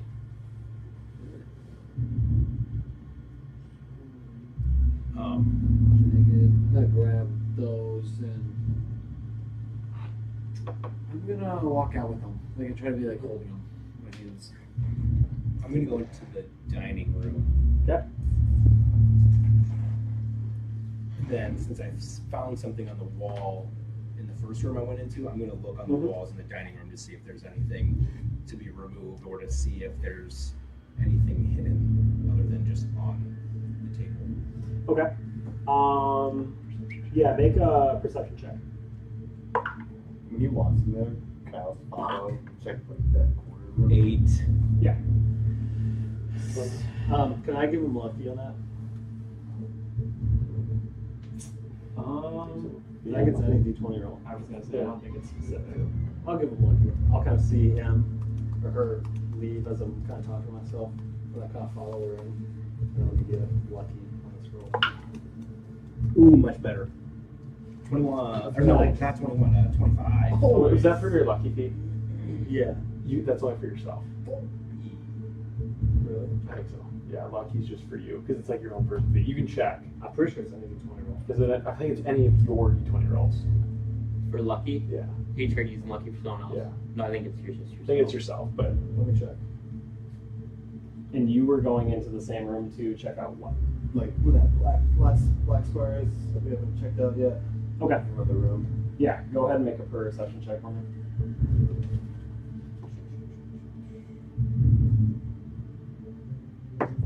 Yes, as in when you roll a d20. Okay. So, yeah, with that one, you don't really see anything. There's nothing there that gives you anything to indicate that anything of significance is there. So, what you see, though, although it's not hard, you see again another fireplace. There are some like kind of again coat racks, things that you would place things there as people are getting seated for dinner. And then there's going to be just like random sculptures hidden or not hidden around the room, but just placed around the room.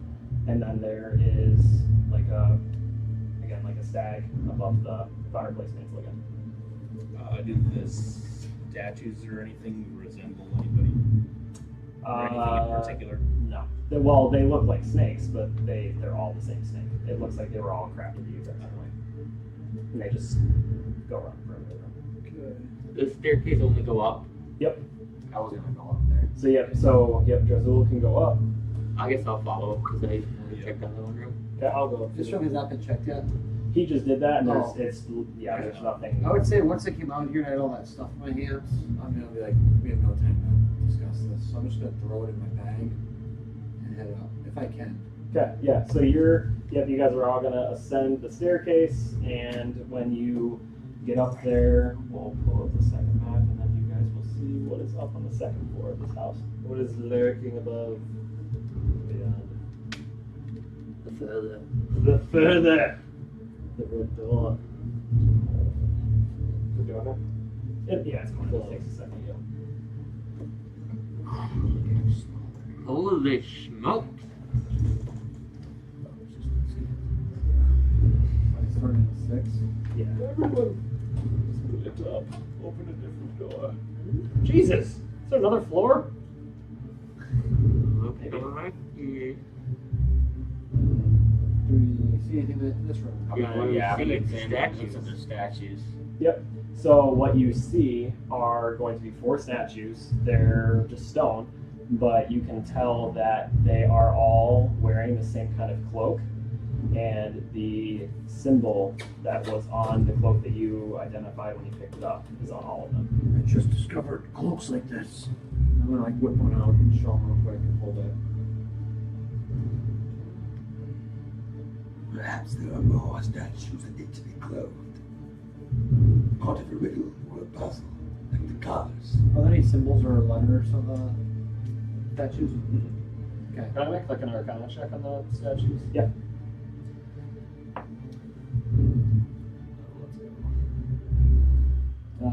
Slowly 20. Yeah. They just look like statues. I'll go to room 10. I'll say I'll go room 8. I'll go to room 7A. Boys, Okay. there's like 12. So where are you going? I'm going Yeah. 10 first. Building I'm 7A. going 10 was 10. first. I'm at 10, 8, 7A. 7B is just another shitter.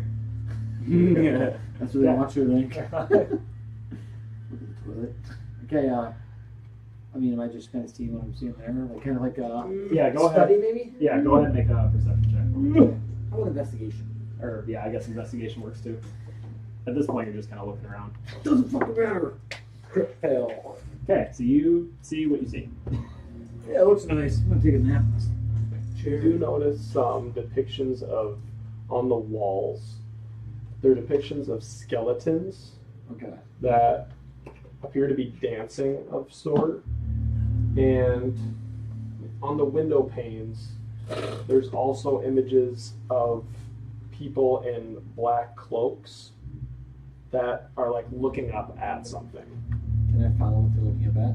Yeah, like when you Oh, look at it, it's just like a shining, it's like a shining, They're just you know, it's like shining from down. You know, like if you're at church, there's like some shining coming down from the top panes. It looks like something's bright. Can I, what are these windows, how secure do they look? I'm gonna Like try, windows? I'm gonna try to punch one out. To hit 21. Okay, I guess yeah. use my horns actually. Okay, so you go up to a window and you like headbutt it with your horns. Then, yeah, one of the square panes of the windows breaks and shatters. And I'm gonna peek out, see what I see. Where are you at right now? I'm over there. What window are you in front of? Let's say that one. Okay, this one? Yep, we'll have one. Yeah. Yeah. Okay, so yeah, I mean the window's not broken, and you can do with that what you will. Do I see anything out of it? No, it's pitch black. You see Oh, okay. nothing but just outside. Yeah, I'm kind of staggered, concussed back to the group. Okay, I was gonna go over to room 8 while he was doing all that. room 8. I don't know what's going on. So he's in room 8. Okay. I'm gonna look around in here. Well, first I'm gonna start with that desk, look on it, in it, around it. Looks like there's some stuff on it. Yeah, go ahead and make an investigation check for me. Just a look.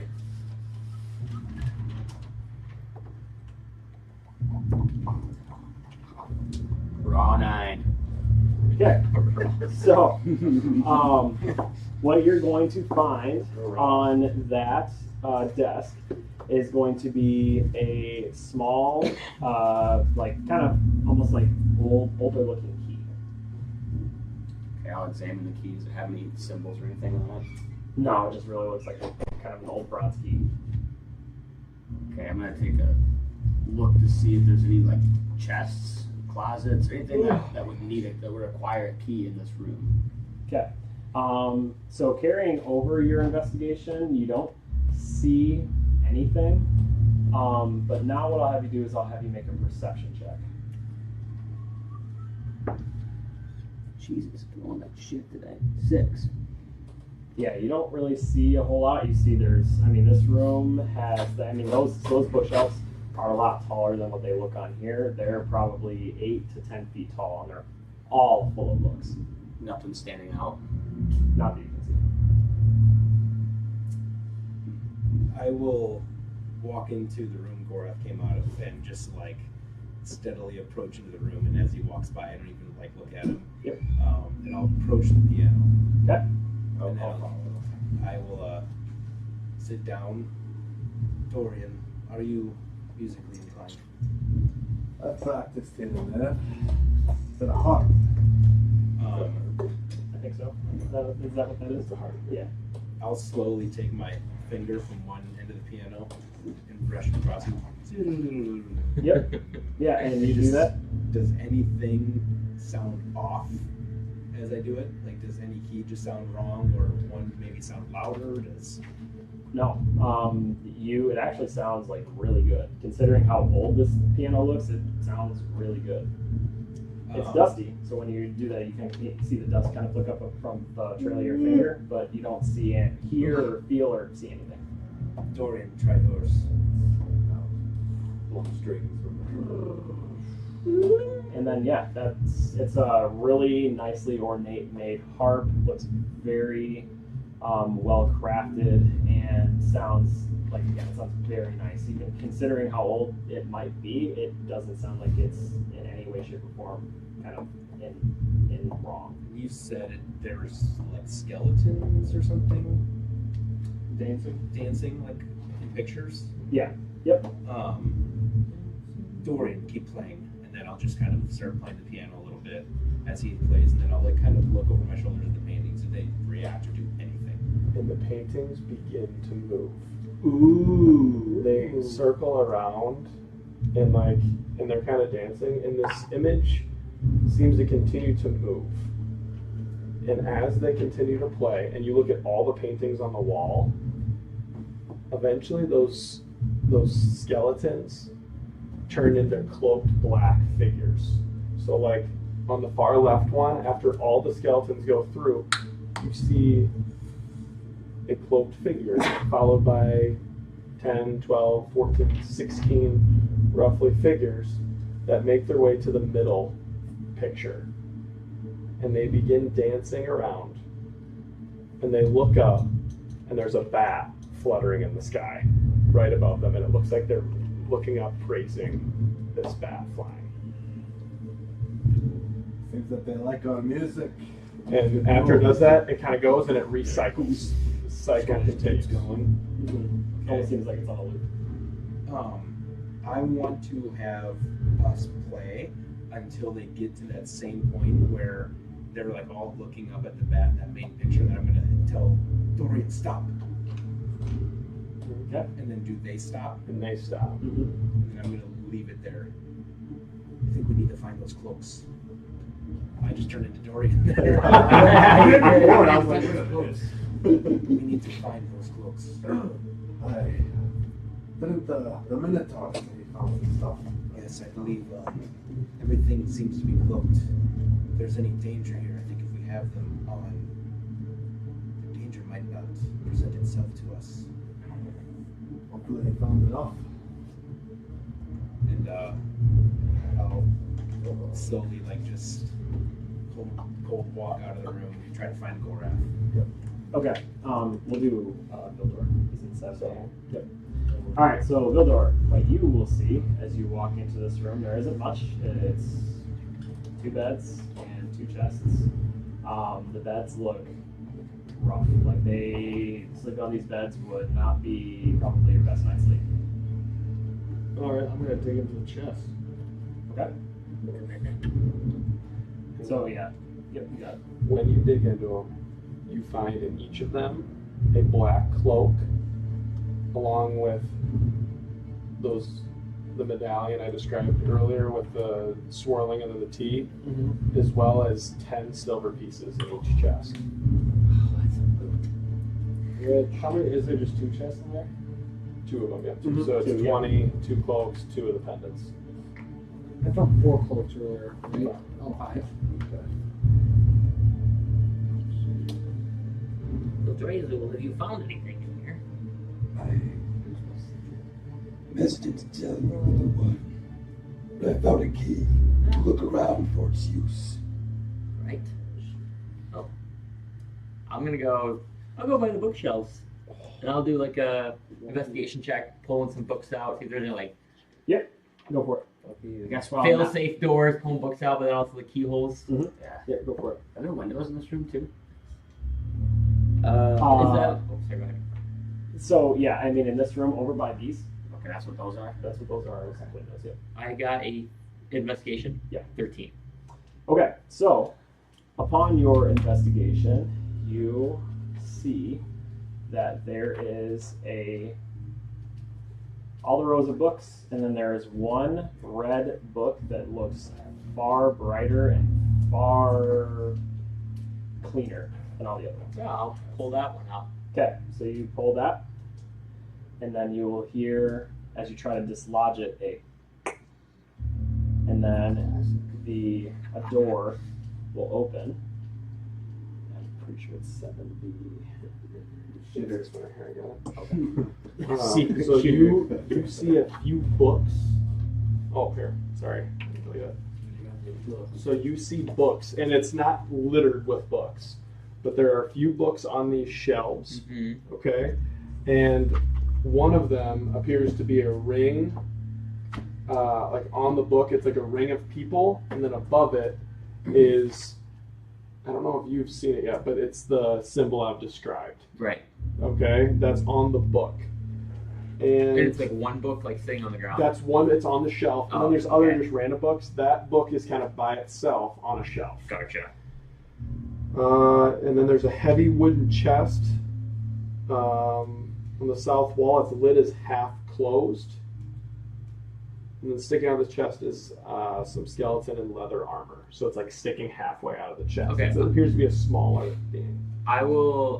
I'll grab that book Mhm. with the sign, and then I'll walk over to the chest and I'll look into the chest. Okay. And then we'll look at the body too. And when you look at the body, you can tell that on the skeleton's chest that there are 3 like it looks like there were darts that would have projectile fired out of its chest, but they are no longer there. Gotcha. Like you're gonna think this was already tripped.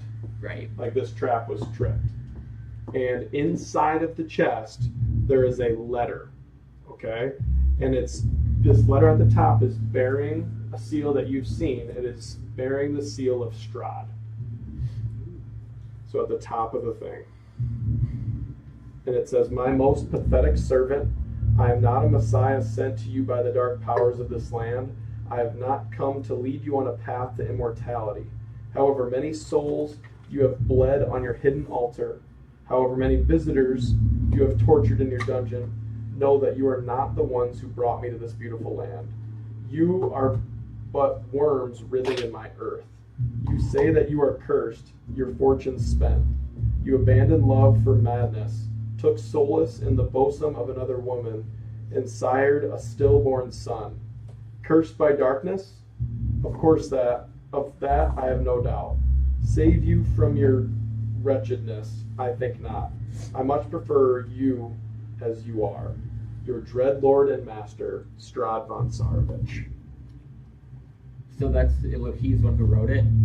Gotcha. Strahd wrote that, and that was inside of that chest. Gotcha. Yep. That was all inside of a secret room. Yeah. And then the book. And then you said the armor on the body, is it just leather armor? It's not studded leather? Just leather, yes. And also carry through with what you're kind of like thinking too with this room, Quinn. This would be what you would maybe guess would be where the servants would sleep. I see. I'll go to 7B. Yeah, I'm gonna work my way to the other one if I can see a path there. I would try to find Gorath first. Yeah, I was kind of waiting. Okay. So yeah, so you two found each other, and then where are you at? I'm gonna go find Gorath as well. Okay, you three out there. Gorath. Yes. Cloaks. Give us all one. So keep one for yourself. I have 5. I'm gonna hand out. I'll give one to you. Give one to you. Is there anybody else out there with? Right now it's just the three of you. Honestly, if you just pull a bunch out, I'll take all one, but one from your hands, hand one to Dorian. Okay. And then I will just take off and go Okay. to find Vildor first. I'm gonna put it on. Fits you well. Is this cloak fitting me well, or am I like kind of like? Oh, you're a little big. It fits you perfect.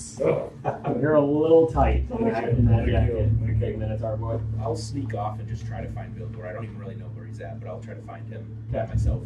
So you open what you would now believe to be a closet full of just kind of like really old, like kind of weathered clothes.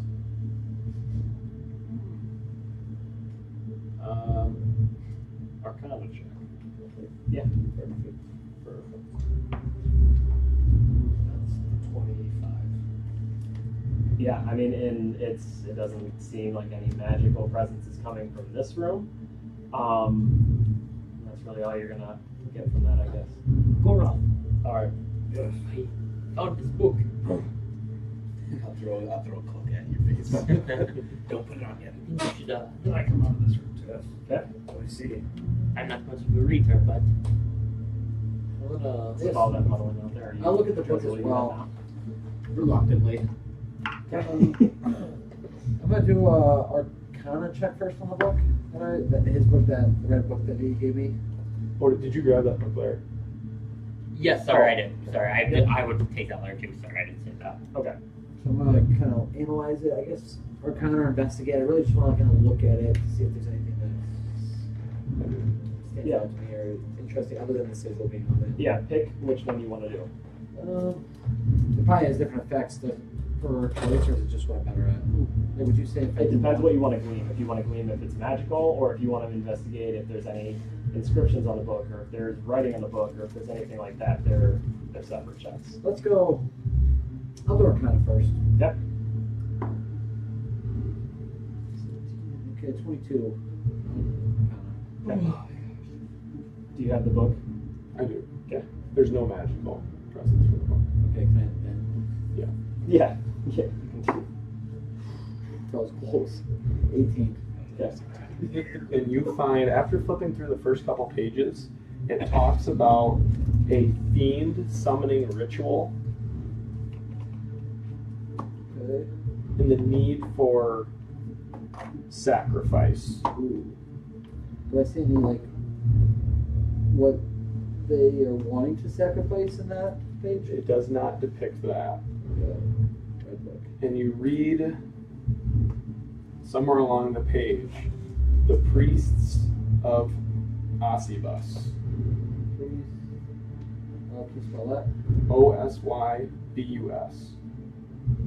Please. Oh. Okay. Okay. I'm just gonna tuck it away in my stuff and I'll say, what did it say? Looking for ritual to sacrifice me. All right. Keep going. Has anyone found a lock I have a key? I've not seen one. Broken window back there. Keep your eyes open. And you, when you went into the room, knowing that he's talking about the room that he's referencing, there wasn't any windows broken. That room? That room. When I walked in after he left, there's the window kind of reformed. Okay. There's nothing broken. Well, I'm not actually out there anymore. I know, I'm just saying, like, in the sense, like, when you went into that room, there was nothing broken. After, like, when he's, kind of explaining this. I'd say maybe I would have heard that because I am right inside the door, but I stopped Vildor first. And I pause you before you leave. Cloak. I want you to be the last one to put it on if they're necessary. I found 2 more in this room as well. If anyone is a fleeing one, I'm strapped up with my cloak on. Just have a bad feeling about them. But they may be necessary. Please do not put yours on. Indeed. I will hesitate. I need you to be the one to ascertain what they are for. If you start to see something happen, you can maybe pull us out. Indeed. Then I'll turn around and don't give you one since you already have one. Got it. Okay, so you guys all back out there now? Yep. Okay. We will I'd like to see go that last girl. upstairs. Did we go in here though? That's just a porter shitter. It's actually. Alright. So now, are you guys are heading up the stairs? Yep. Toilet. Okay. So you guys are gonna all file up the stairs, and as who's going first? I'll go. Okay, so you're gonna go first. As you're walking up and you're wearing the black cloak, you realize that this staircase is covered and there is no light in this staircase. And as you keep going, the stairway is getting tighter and tighter and tighter around you. I'm gonna pause myself because you said it's really dark. Mm-hmm. Does anybody have dark vision? I can see. Lead the way. I'll be behind you. Okay, so now that you are up the stairs as it is squeezing you, you cannot turn around. You are squeezed so tight that you cannot move. Here, I have a room with a door. I'll lift you up. Bring you past me. How big are you? 6'7". Oh. Okay, I'm going to. Just be 6'8". Can I lay down on the? Can I kind of like crouch down? You can try, but it is squeezing No, I you do. I as had to tight as it is squeezing you. It does not do matter that. the level of which you are going. It is the same all the way up and Yeah, down. that's fine. I just want him to get over me. Here. I'm gonna try to squeeze down and step over. Okay. Door. As you guys are doing that, I'm really big too, so. both of you are going to take 2 points of bludgeoning damage. Fuck. Yikes. Little one that's That's half your health. What the hell's going on up there? Oh, get moving. It's tight. Wait, why am I talking like you? It's contagious. So when I get up, brush myself off. Okay. Foolish Minotaur. You're welcome. You guys. Couldn't move backwards. Oh, I was stuck. Douche. Okay, so as you guys keep going, both of you are going to continue pushing forward, and the same thing is going to continue to happen. You are getting like squeezed and squeezed and squeezed until you get to the top of the stairs, and you like kind of fall out of this like staircase after just feeling like you were being almost borderline suffocated the whole way up. And then when you turn around and you look at the staircase, it's like 10 feet wide. Illusion. Yeah, either that or these cloaks are really heavy. They're tight. Can I do an arcana check on my cloak? Yep. I just want to make sure. Who's going up the stairs next? I didn't have mine on yet. We were fine. I was. You guys are all following? Yeah. Okay. Yeah, so if you guys are all following, the same thing is going to happen to all of you guys. You guys, the farther up the stairs you get, the less you can see, and the more that you guys get squeezed and squeezed and squeezed. I had 24 on my arcana, by the way. Okay. And you guys are all going to take 1 point of bludgeoning damage as you guys make your way up the staircase. And what'd you roll? 24. Okay. So on the cloak, you don't necessarily glean anything magic from it, but knowing like what you know from being very studious, that these cloaks were definitely some kind of like memorabilia that a person within this kind of organization would wear as a symbol of their belonging to it. Okay. So now that we're like, what do I see now that I'm past the staircase? Like, Yep. So now you guys are going to be up. You guys are up the stairs, and same thing. You guys all kind of notice the same stuff. You're going to turn around, and you'll see that the like stairway was well wide enough for you guys to fit through, but for some reason it was squeezing the shit out of you. It was super tight. You want to pull up the? Oh, you got it. Yep. Okay. Oh, did I not plug it in? There we go. Super tight. Is the light on when we get up there? Like, we see again? In turn. Yeah, it's not going on. Just chilling. Session's over. Pack your stuff and leave. We're level 3s. Let's go. No, We're level 3. Good job investigating. Yeah, I think I did that. Yeah, there we go. Yep.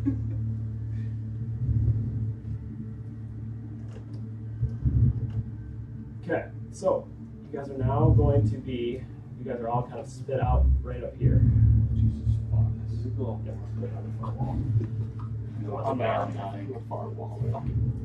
Skyscraper building. You guys see, there's no more floor up. That's the top of the stairs. This is the top floor. You don't see any more stairs. I will go. And you notice a black I will plate of follow. armor standing against the wall there. It's draped in cobwebs. I'll go to 15A. I'll examine the suit of armor. Okay. Okay. And when Follow you walk, 15A. and when you walk, 12A. the second you get within do, 5 buddy? feet of it, it is instantly going to come to life and it is going to attack you. Oh, God. Well, that's the second. You're already down 1 HP. You might be 3. Fuck, actually. 9 to hit, Nope. and then a 23. To hit. Yep. Just barely. And you will take 8 points of damage. And that, I want us to quickly roll initiative, okay?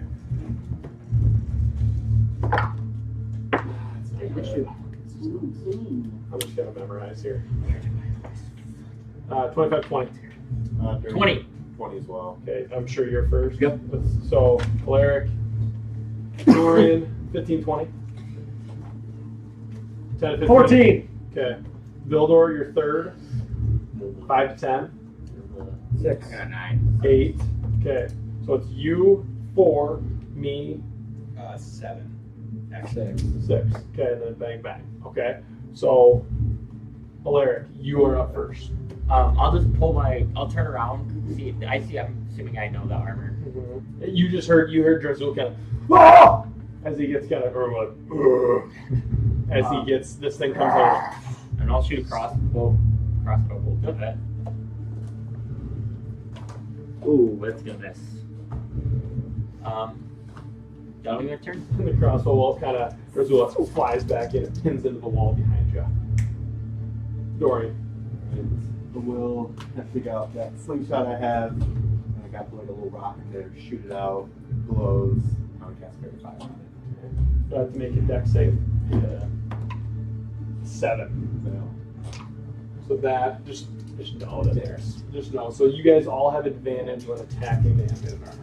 So you guys see Vildor start whispering into his staff, and a bright orange light appears from when he fires his firebolt.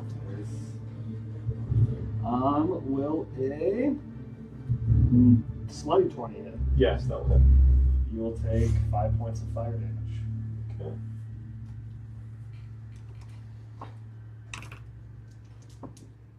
Alright, and that brings us to Drazul.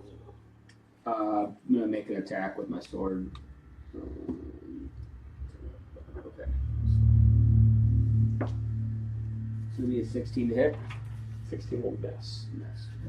Yep, and the sword swings and just kind of clinks off this armor as it's just loaded with appears to be plate. And now it is the animated armor's turn, and it is going to. I can't see and I can't stand up. I'm going to make 2 attacks on you again. 6 and a 16. And it double slams down with both his fists. That first time it slams, and the second time it tries headbutting you, and it misses all of its attacks. Which brings up Inro.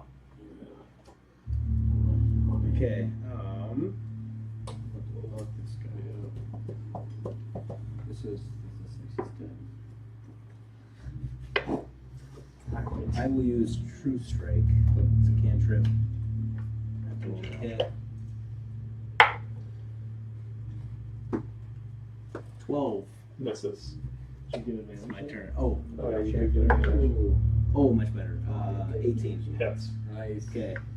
Then Fairy fire's OP. With Yeah, with two hands too. You're all good. I will take my You sword can all out, get license. Just roll. unsheath it, and twirl around in my hands, and then sort of try to I take don't it like- into the chest of this statue thing. Yeah. Um, We need them back.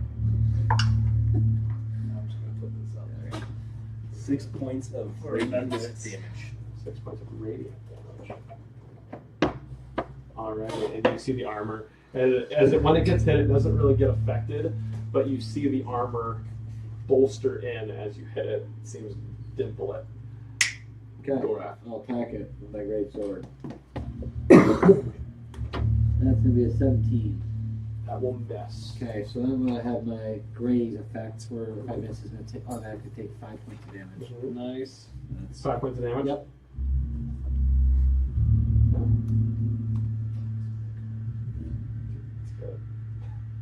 Makes AC, that's good. Alrighty, and that brings us back to the top. Drazul. Or Alaric, sorry. Alaric. Yeah, I'll take my crossbow bolt out. Okay. Try him this time. Mm-hmm. Think it will. Dirty 20? Yes. Audio advantage? Yeah. Very fair. I'm just gonna get that 20. Sick. Ooh. 7 points of damage. 7. And this armor, his armor starts to fall off the side of it. And now my turn. That's your turn. Dorian. I'm gonna shoot a firebolt. This time when I launch out of my slingshot, it kind of ignites in midair. On that 1, and then a 2. That is bad. And the firebolt whizzes by and it spots into the drape that was on its side. And then kind of spuckers into a flame and quickly diminishes. Vildor. Vildor. Firebolt again, coming from the birchwood staff. 22. Hits. 6 points of damage. 6 points of damage. Fire damage. And the armor begins to heat up, and you hear a. And it's angry now, as it's on its last staff. And now it's Drazul. Advantage to the opponent. 18. It meets it, beats it. Let's go. So I did. Finish him.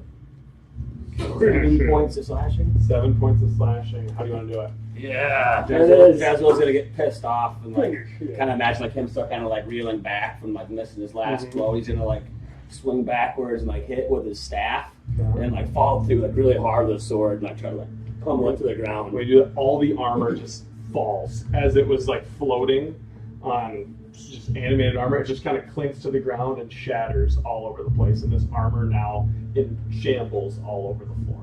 And you see Jazul like, and then like lightning kind of crackles in his mouth. And now, after all the clinking and the 12 seconds of madness, 18 seconds and the animated armor stinks, that is combat. And now, the one thing that, the other thing that I'll say when you guys get up the staircase that you would have noticed before you guys kind of fought this thing, is there's going to be an arrow that is on the wall, and it is made of blood. And it is pointing to one of the rooms. I'm gonna search the pile of armor. Okay. The armor, I don't think. Yeah, I mean, it's just like random plate armor that again was kind of just like there'd be like something hiding melded together by magic, and then it. Which room is the arrow pointing at? The arrow is pointing at. Which one is it?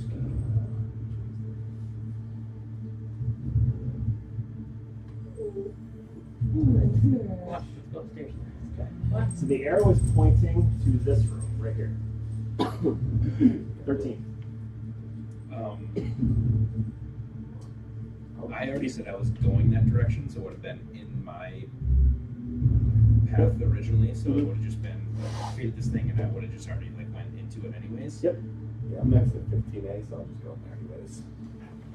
Okay, so Wait, so you're going into 13 too? I'm going to Oh, you're just I'm going to 13. Okay. So as you go into this room, Enril, there is going to be a message that is on the wall. And it says, all of you are great conduits of power. Use your strength to power the sealed door. So it's a strength. And this is just a message in this room. Yeah, it's written in blood on the wall. Oh. And what you can tell, She wouldn't have Like that. dripping. She would not Like actually have pennies. that interaction. She would actually probably go up to the blood and kind of like try to smear it and see if it does anything. okay, so like on the wall, Yeah, is it like Yep. magical blood or is it like actual blood? it's real. Super irony blood. You're sniffing pennies. Yeah, you got a handful of pennies in your hand. Gotcha. And now the I'll other go get thing some. You that want I'll more say of this? too for this, Unreal. in the bathtub there is another skeleton that is laying in the bathtub, and it is full of like viscous blood. And you can tell by kind of looking at it that there is like power, like electricity kind of going through it. Okay. Taking a look at this skeleton, does it look like an adult-sized human? Closer to an adult than a kid. In the picture downstairs, in the first room, can I ascertain, knowing that the two kids are still alive at this point, who this could be? You compared to have that picture, possibly? 4 options. And then the is other, there like 2 adults, 2 I would teenagers, 2 kids, or like what is the makeup of that picture? Yeah, so the makeup of those remaining 4 is there is a, like, what you would guess is probably one, like, person probably about in their 20s or 30s, and then the other 3, one is slightly older than that, maybe 30s, 40s, and then the other 2 look to be older adults. Okay, Not so quite geriatric, but like in their probably late 40s, early 50s. then with my background though, can I somehow ascertain to be like, I can tell if this is an adult or if this is a younger male or female, like just by looking at the bones, dealing with what I have dealt with in the past? Yeah, make an investigation check at advantage. It would be medicine. Or yeah, medicine. Sorry, my bad. Yeah, but do it at advantage because of your background. Nice. That is 24. Okay, so you can tell by the bone structure of the person or the being that is in the bathtub, it's a woman. Older, middle aged, older. Okay. There's electricity in It is yes. Okay. There's electricity in that. here. Okay. I'll say that takes my time up. Whoever wants to go next. I'm gonna go with this room, but I don't have to go next. Which one? 12. Oh, right. Oh, there's some blood. Oh, fuck. That's a big thing to read. Okay. I'm gonna walk in. Didn't really. Unreal. Under that. What is this? What does this look like? I can't. That's a mirror. It's like almost like you would imagine like a like where a woman would put her jewelry and kind of get ready and get all gone. Okay, I guess I want to check here first. Maybe his valuables were more like just anything that looks out of place or suspicious, and then I want to travel over here to this chest. Make an investigation check. Yep.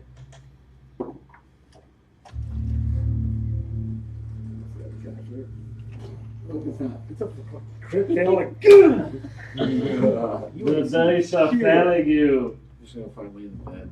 Yeah, and you look on the table and you just are blown away by the look of yourself in the mirror. You're like, ooh, and you kind of look at your beard a little bit. It's good. That's fucking me. Okay, I'm gonna just. I'll just go stand in the open. I'll just. Yeah. Like push-ups. Okay. What's everyone else want to do?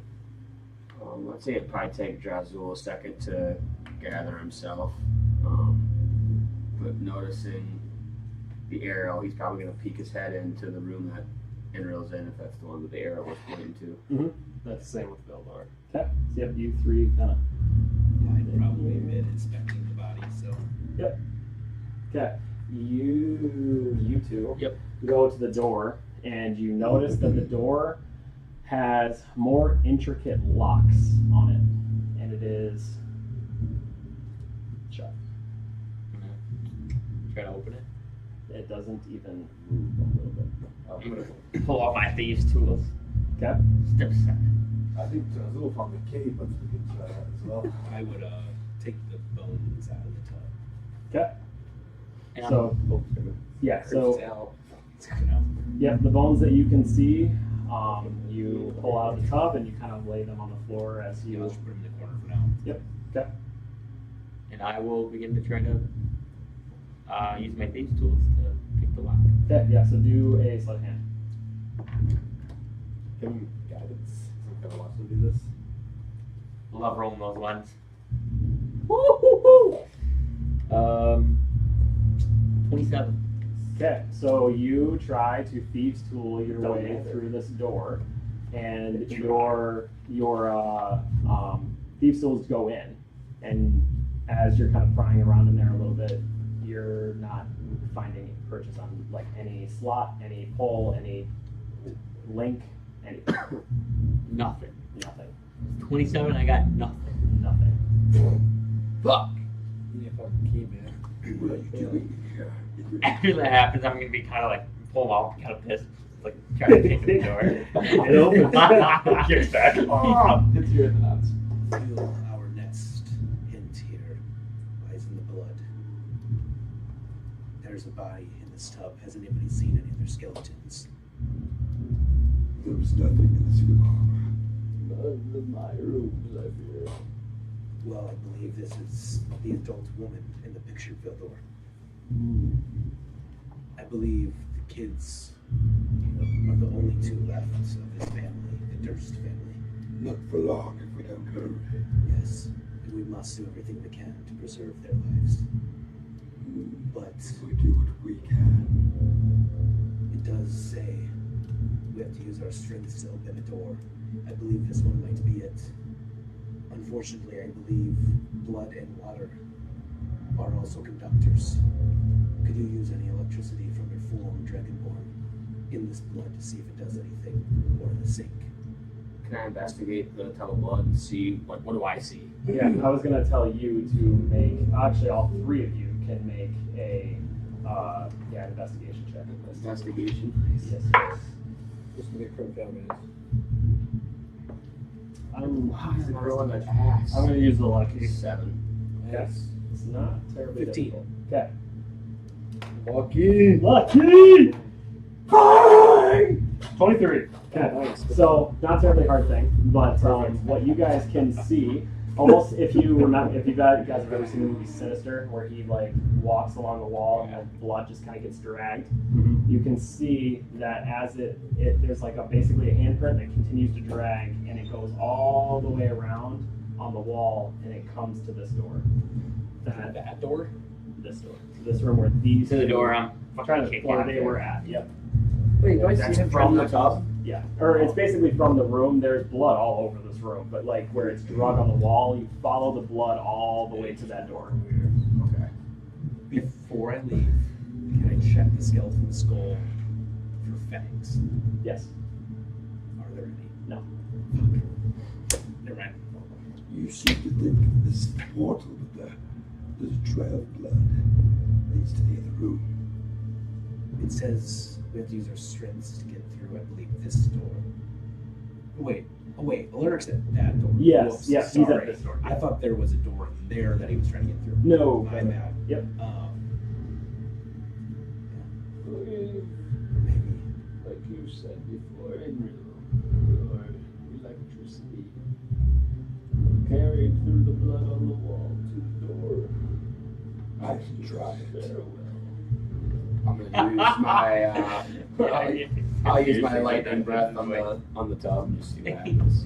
Okay. So you use your lightning breath on the tub, and when you do that, the blood that's on the tub and kind of as it like kind of almost looks like it was like spilled out in a way, and then looks like a body was dragged out, and then it goes up the wall. You can kind of see like a faint like little run of electricity that follows that path all the way to the door. And I'm gonna kind Perhaps we are in business. of peer around the corner. Okay. And as the blood or as the electricity tries to make its way to the door, it gets there, and you can see the door is like interacting with it, but you get the sense that it's not strong enough. Like it loses its potency by the time it gets there.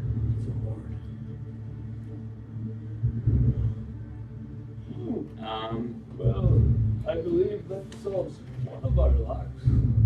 I will then head into the next room that I think Gorath was in. Yep. So that I would head in there Yeah. Yep. and then inspect kind of what I've been doing this entire time. Just look along the walls first before I go to the desk. Okay. So yeah, when you look along the walls, you see windows, paned windows, one above the master bedroom, and you see two kind of almost like nightstands over on the near the bed. You see the wolf pelts on or the bear pelts on the floor, a fireplace that is not lit, and the jewelry table or whatever you want to I'm call gonna it. head over there. And on the walls, like so, it would be here and here, are going to be paintings of what you would assume are probably the 6 individuals that you saw in the basement. Yes, and on one of them, you see below it, it's a picture of it. Appears to be the two older in the picture, if you make the resemblance. And it says Elizabeth and Gustav Durst.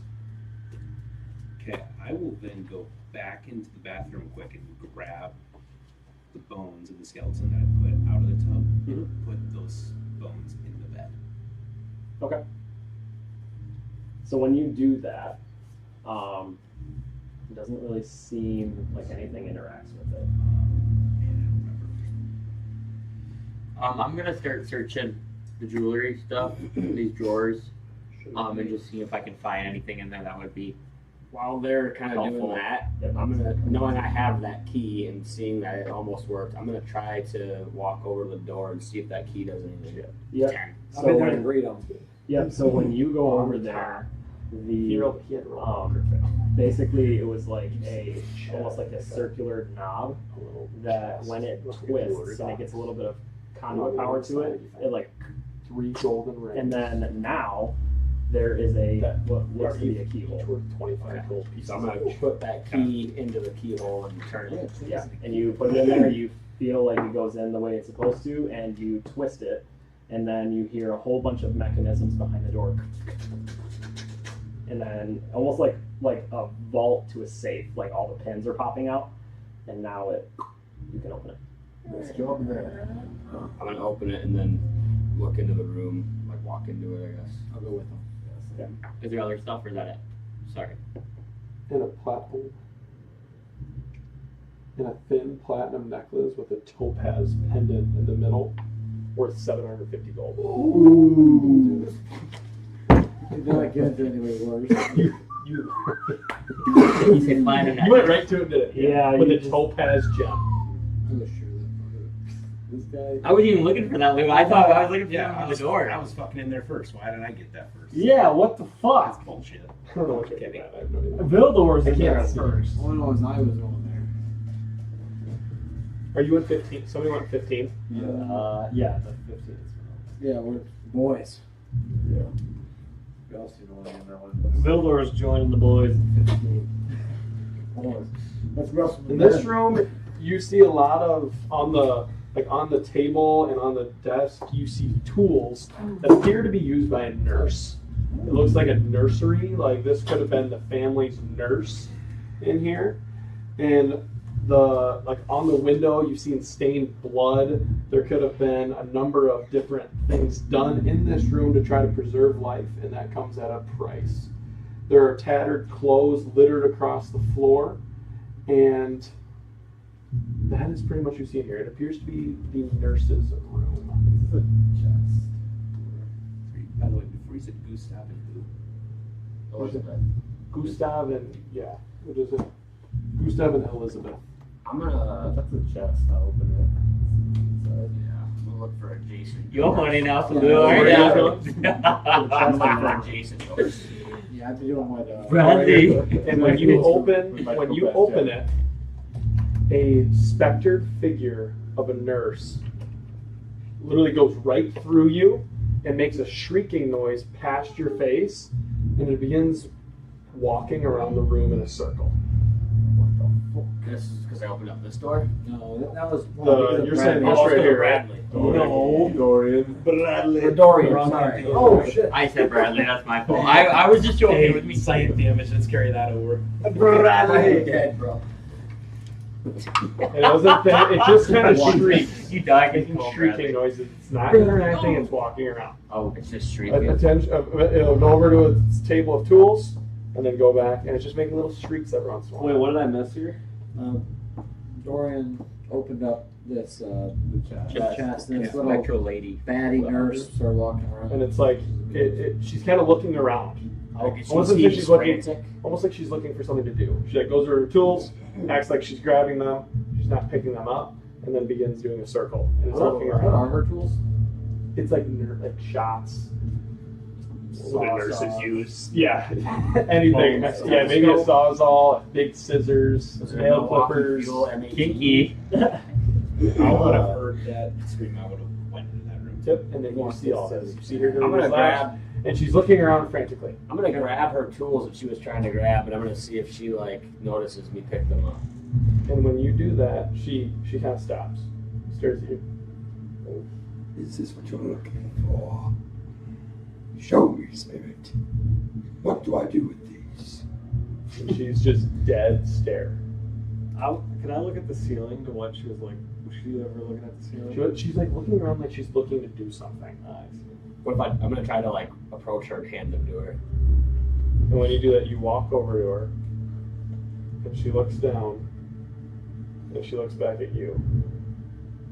What is it you want me to do? Show me.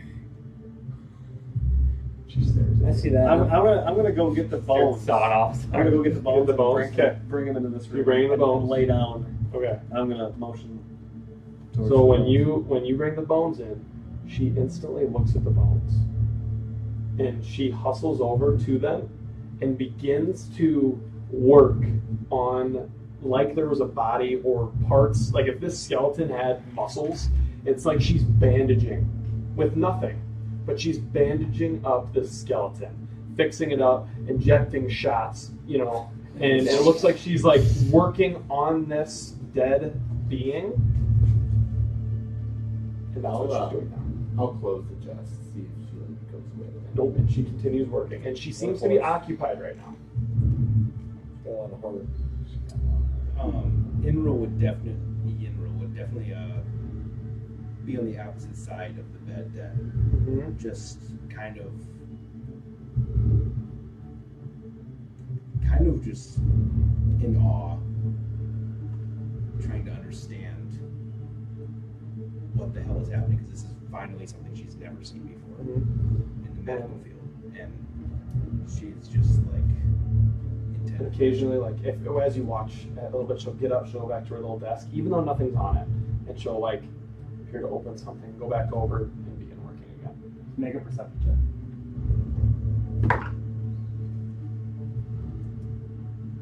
Like 25. Okay, so you see on these nightstands, this one is propped open, but this one is closed. And then on the nightstand that's open, is there anything in it? You can't see anything in it. I'll slowly walk around the bed while keeping an eye on this nurse and try to see if I can open the other one. Yeah, you can go to that, and it doesn't seem like she's paying any mind to you. And then I open it. Okay, as you open it, you hear it. And another click that sounds like it came from outside of the room. I'll immediately follow and try to find where that click happened. Okay, so now you're out here, and now I want you to make an investigation check. Come on. Whoa, go off, Key! 18. Come on, Bogey. You feel a draft that was not there before coming out of here. Is there a door then? Is there a slot of anything? You look at the wall, what used to be a full wall is now a very clearly defined like crack in that wall, and that's where the draft is coming from. I'll try to like see if I can prise open or if something opens towards me. So when you go up next to it, you look at it, and again, it looks just as if this was a normal wall, but when you go up to it and you kind of like put your hand where the crack is and you push, it's heavy, but like you can do it, and you push it open and it just creaks open, and then spider webs and dust and a whole bunch of other things kind of like, When you hit room, one place, eh? and it kind of creaks open. This one? Yep. And right when that happens, when that door's touch, the nurse, all you guys watching, the nurse quickly looks and like bares it like teeth. But then since she's so focused on healing this person, she goes back to doing her work. I'm gonna head out of there as well. Okay. Yeah. Is there a door here? Yes. I'm gonna open that door. Yep. I'll follow. You're not taking all the pride. Oh! That scared me. Into this room, you see a Your crib, bassinet that baby. that is, yeah, just in there covered in webs. Oh. Bassinet. Yeah, bassinet. It's like What, what like they a use. baby? Yeah, like where you would put babies in. I'm going to walk up and investigate the bassinet and just probably, doesn't look like a very big room. I'm going to be looking for anything. I'll double team and help But I'm going to start with the bassinet. Okay. So There's supposed you, to be a door right there. there what? There's supposed to be a door right here too. Yep, Oh, yep. then I'll go in the other room. 14. Yep, and 14. Yep. So when you go in there, you look at the bassinet, and again, it's covered in webs. Looks like it hasn't been touched in decades. And you can see that something was laying in there or had been used, but there's nothing in there. And you see clothes. Some are bloodied. Some rags are bloody, like they were used in some sort of healing ritual. Yeah. Or not ritual. And then a broom laying in the corner. Okay. I want to grab the broom and then. And right when you grab the broom, this thing, it elevates and swings right at your head. And that is a That's your 18. luck, dude. Yep. Get knocked down by a broom. I'm getting fucking just wounded. It's not Fucking Broom. and it does 4 points of bludgeoning damage, and after it hits you and you're blind and you gotta cough as the dust sputters, Yeah. the broom falls to the floor. Okay, now I want to fucking. Stop it. No, Step in And half. is anybody watching the nurse? I'm still in the room with her. Okay. I just make a perception check. I am Come gonna on, Vildo, you attempt to grapple the broom again. I'm gonna try to grab You it. got it, not normally. I'm gonna snap it. 7. Okay. You don't notice any difference. She's working. Her work has slowed. I'm gonna snap the broom on my knee. I'm gonna attempt to. Easily. This thing's My guy's brittle. fucking pissed. He's just like. I hear that. I'm like, What's going on? Yeah. over your head. Oh. You're okay. Yeah. This Who's broom going downstairs? hit me in the head. I did This not. trap. Or who's going downstairs? I did not yet. You're back You with did, the yeah. broom. Yes, but now look at I think these two are over here. Yeah, they're just kind of like at the door. Foolish broom. I'm gonna like when I walk out of the room, I'm gonna try to tidy up the bassinet area with the broom end. Like I'm just gonna clean it. And you guys can kind of ascertain too that like this room that had all the clothes in it, you would maybe guess that this is maybe some of the gowns and stuff the nurse would wear when she was tending people. Okay. I'm gonna turn around, probably leave the room as I don't see anything that really grab my attention. Same. This Gallowin. As I leave, do I notice the nurse doing anything particular? Like, when you look When at we her, enter the make a room. perception check. 19. You can tell she's almost putting things on a cart, like she's finishing whatever she was working on. Okay, interesting. Did you find anything out there? There is stairs. But I want to try one thing before we go. I'm going to go into the master. Yep. Can the mirror of like the jewelry stand come off? No, it kind of looks like it's built into the like almost like the medicine or not medicine, the jewelry like vanity. Yeah, like it's one solid piece. Never mind. If I would have say I would probably just have known that since I was there last. Yep. One of that room. Yeah, Um, that's fine. Yeah. I'll check out 12B before we go upstairs. Just one last go around 12B bathroom. Somebody checked shitter. No way. Oh god. Whoa. And Black. where's everybody at here? I'm still in the. I'm kind of working in that hallway yet. Here, chopping it up. We're just frozen. Oh, big dick. So you want to push that big boy right here? Right here. We'll just chat. That's perfect. Me and Enril just kind of flirting it out now. Hey, I saw your face this time. It looked pretty good. And this basically just looks to be like a master closet. Like it's a large closet, as you can tell, there's a shelf that goes all the way around, hooks and everything, but that's about all you And you hear, "Ah!"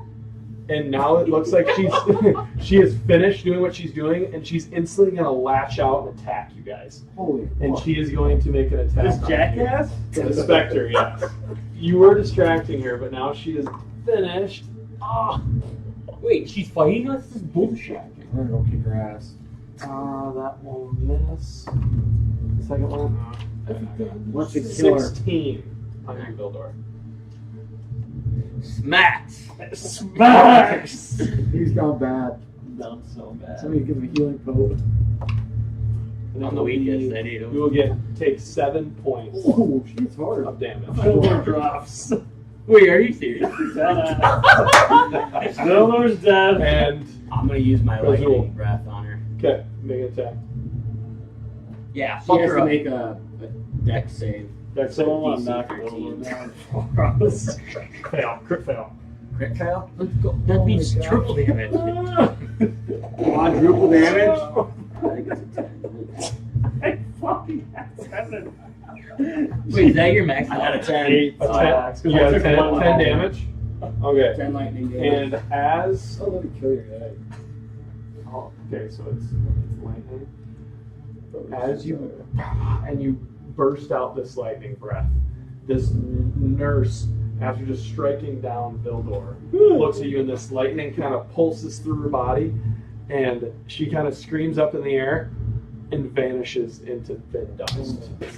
It just One shot. Oh, yeah. One shot. Well, she has And now you just see Now I'm like gonna, I'm Is gonna she help vulnerable to that I'm shit? gonna help Vildor up. Is she vulnerable to that shit? This one's like a specific one. Oh, that's another kill. You just- I thought you actually killed her. You guys had it. She was distracted. Alright, so now Vildor's on the On ground. your feet, You oh see just a straggly pile of robes on the ground right now. I will look And you down. kind of hear all this. I will look down at Lyric. Do not go up there until we're all ready, and then I'll push him aside and walk in the room that I heard him shrink from.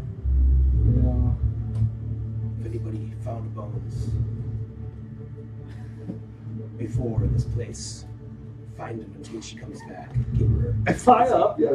I said I was Oh, you're gonna try to yeah. stabilize? Yeah, I was immediately after I killed the ghost, I was gonna try to like. Oh, Wait, yeah. does he go? I Does he was gonna make go twice in as many there. deaths? You might have killed his I was gonna bones. go in there and immediately heal, but I was saying that to get in there. Oh, I think Stronger you're than right. a dead body. First, make a medicine check. Jesus Christ.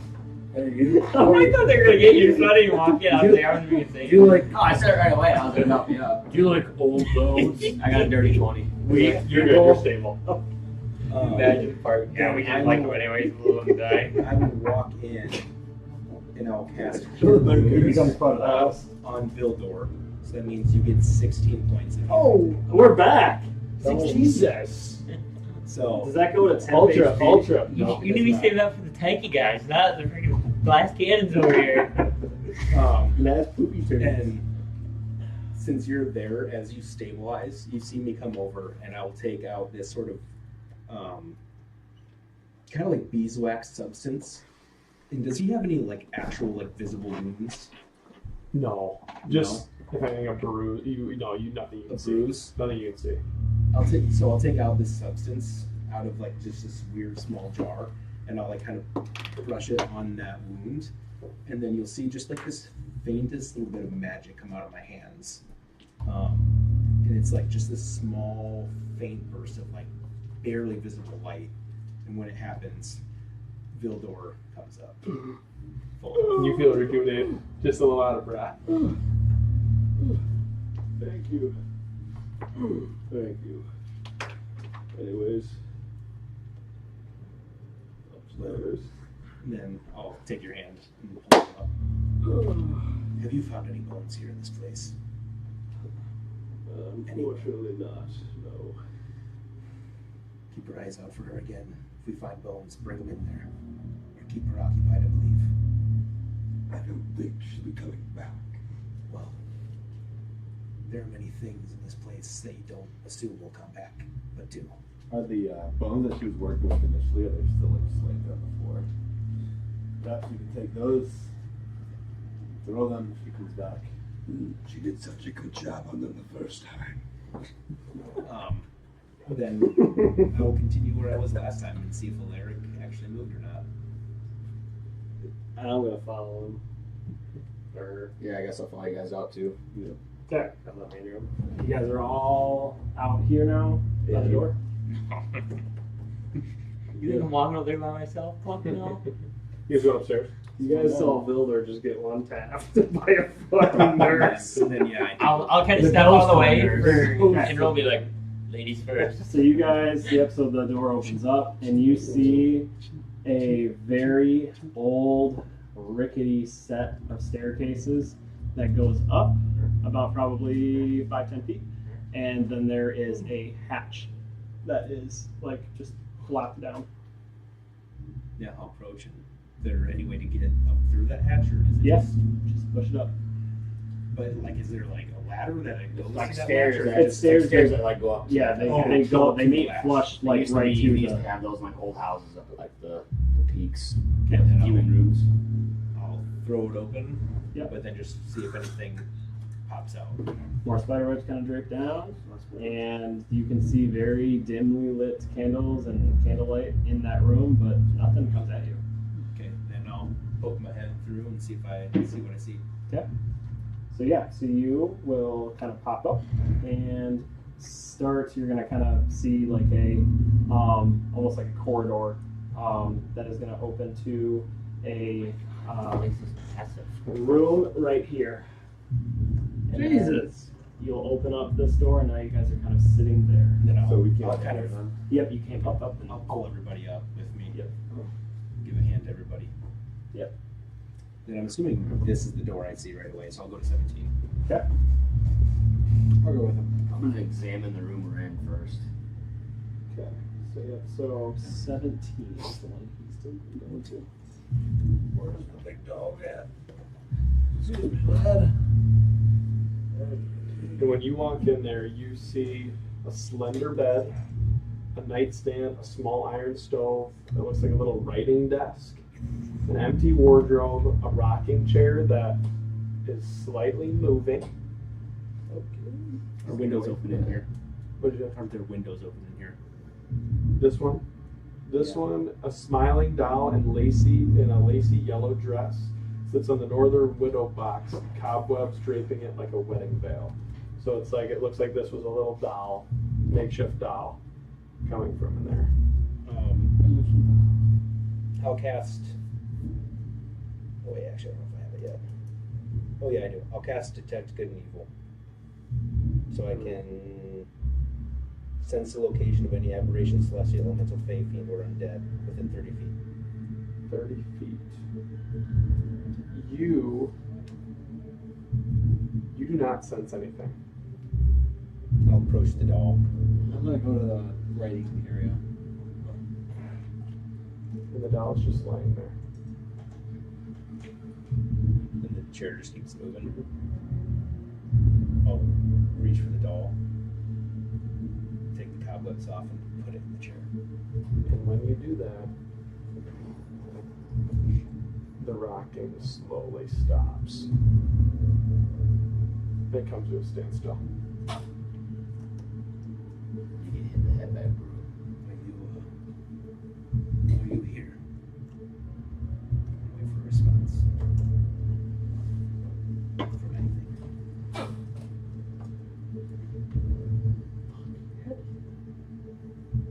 Okay. Vildor, you're going to 20. Yep. Okay. Yes, sir. Whoa! Okay. So you enter this room, and you see what you would imagine to be two corpses, fully decomposed, just bones on the floor. One is much smaller, and one is larger, but still not quite adult size. Okay. What's this like table over here? What is this? Dollhouse. That is a dollhouse. And then to the right of that is a ballerina, like you know those little things that they would like they prop open. It's like a little lip pops up and then you crank it and then it spins and makes a chime. Ballerina twister is to the left of the dollhouse, and then to the right of the dollhouse is a small stuffed wolf. Anything else that I see in this room? You Check out the chest. You see the chest, and in front of the chest you see a like a rug or of sorts. And as you approach the chest, there's going to be two little illuminating like blue orbs that are going to come over top of the ballerina thing and the small wolf plushie. And the wolf is going to speak, and it's going to sound like a little boy. Please don't touch my toys. They were my most prized possessions. It was all I ever had. And then the girl from the ballerina is going to say, "This is the room where we played when we could. But we became so weak to play that we didn't have the energy to play anymore." Are you part of the Durst family? Yes, we both are. What happened to you? My mother was electrocuted in a pool of blood in a bathtub. I don't know what happened to my older brother, and I know not know what happened to my father, but this was his doing as he went mad with power. My name is Rose. And then you hear the boy talk. And my name is Thorn.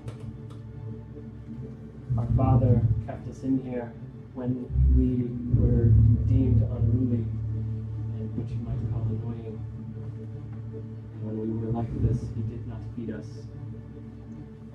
We went weeks without food or water until we could not move, and everything got dark. Who is your father? Hmm? The father? Gustavo is my father's name.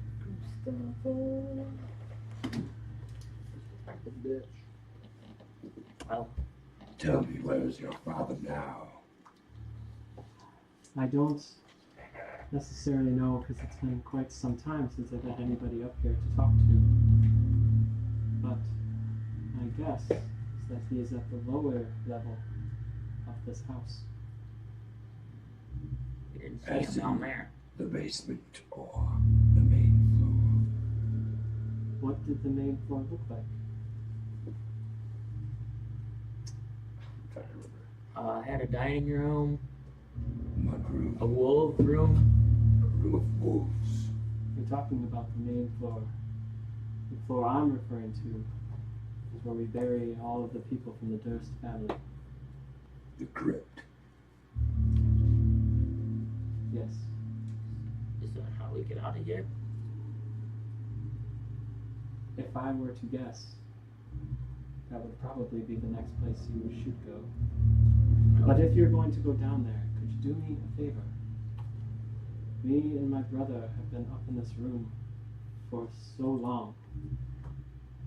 If you could take this ballerina toy that was my most prized possession and my brother's wolf, along with our bones, and maybe put them in the rug that we used to play on, and bring that to the crypt and put us in our coffins that our family had made for us.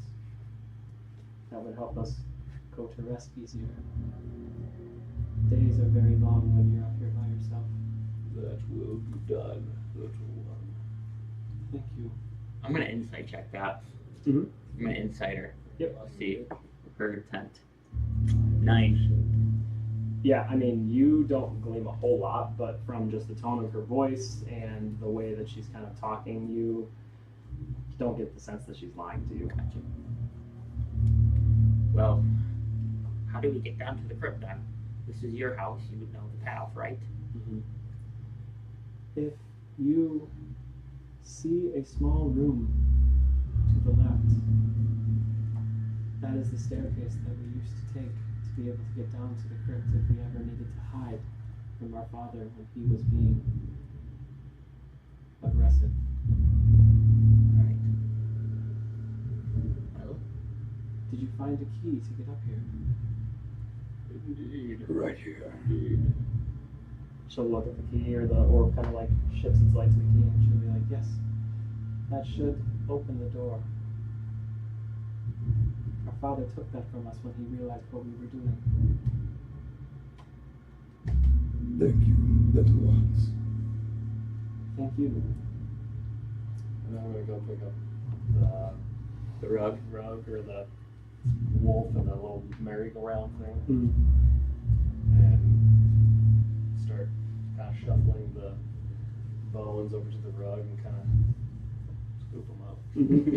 there's a Santa trash Claus, bag. Santa Claus, those things. Yeah. Yeah, so you guys do that, and then there's, like I said, there's plenty of room to do this. Like I said, these kids are not very big. The one is not big at all. Thorn is the bigger one, and he looks, just to put an age to it, he looks like a 10-year-old. And then Rose looks like a 6, 7. I hate you guys. I do too. But yeah, so the rug is totally big enough. You guys can kind of wrap all that up, and again, they're not large. The toys are not large. The rug is very, it's not thick. It's pretty thin, so it's not heavy at all to carry all this. Yeah. So I'll just scoop her up. I'm assuming she's speaking about this way down here. And I'll slug it over my shoulder like Santa Claus. Which way do Yep. That way. Can I didn't end up seeing you go to him. 19? No, go to You found some doughs? this one. We know the way out. Follow me. Okay. Is there anything in here? No. Okay. Are you following? Was there anything else in that room before I leave? In this one? Yeah. No, not beyond what he described. What is that then? That looks to be like almost like a small, kind of like almost little bookshelf. Like there's some stuff stacked on top of it, candles and other things, a little circular kind of like rotation mirror, and some books and a couple of like random other like little things you would find in there. I'll take the mirror. Okay. Was there anything in room 19? When you go in there, you see a web-filled room contains a slender bed, a nightstand, a rocking chair, and an empty wardrobe. If you're looking at this room, this appears to be a more boyish room. It kind of putting 2 and 2 together, this would have been Thorn's room. They're make an investigation check.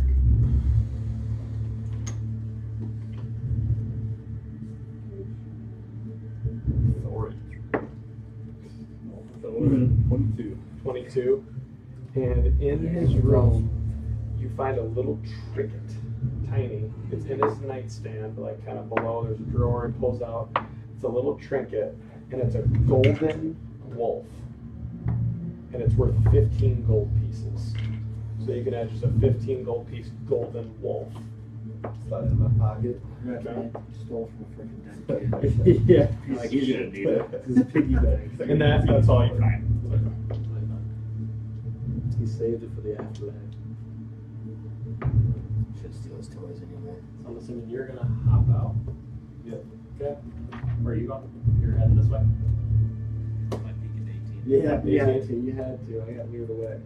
And when you peek at 18, right when you open the door, you see a similar specter figure standing on the far side.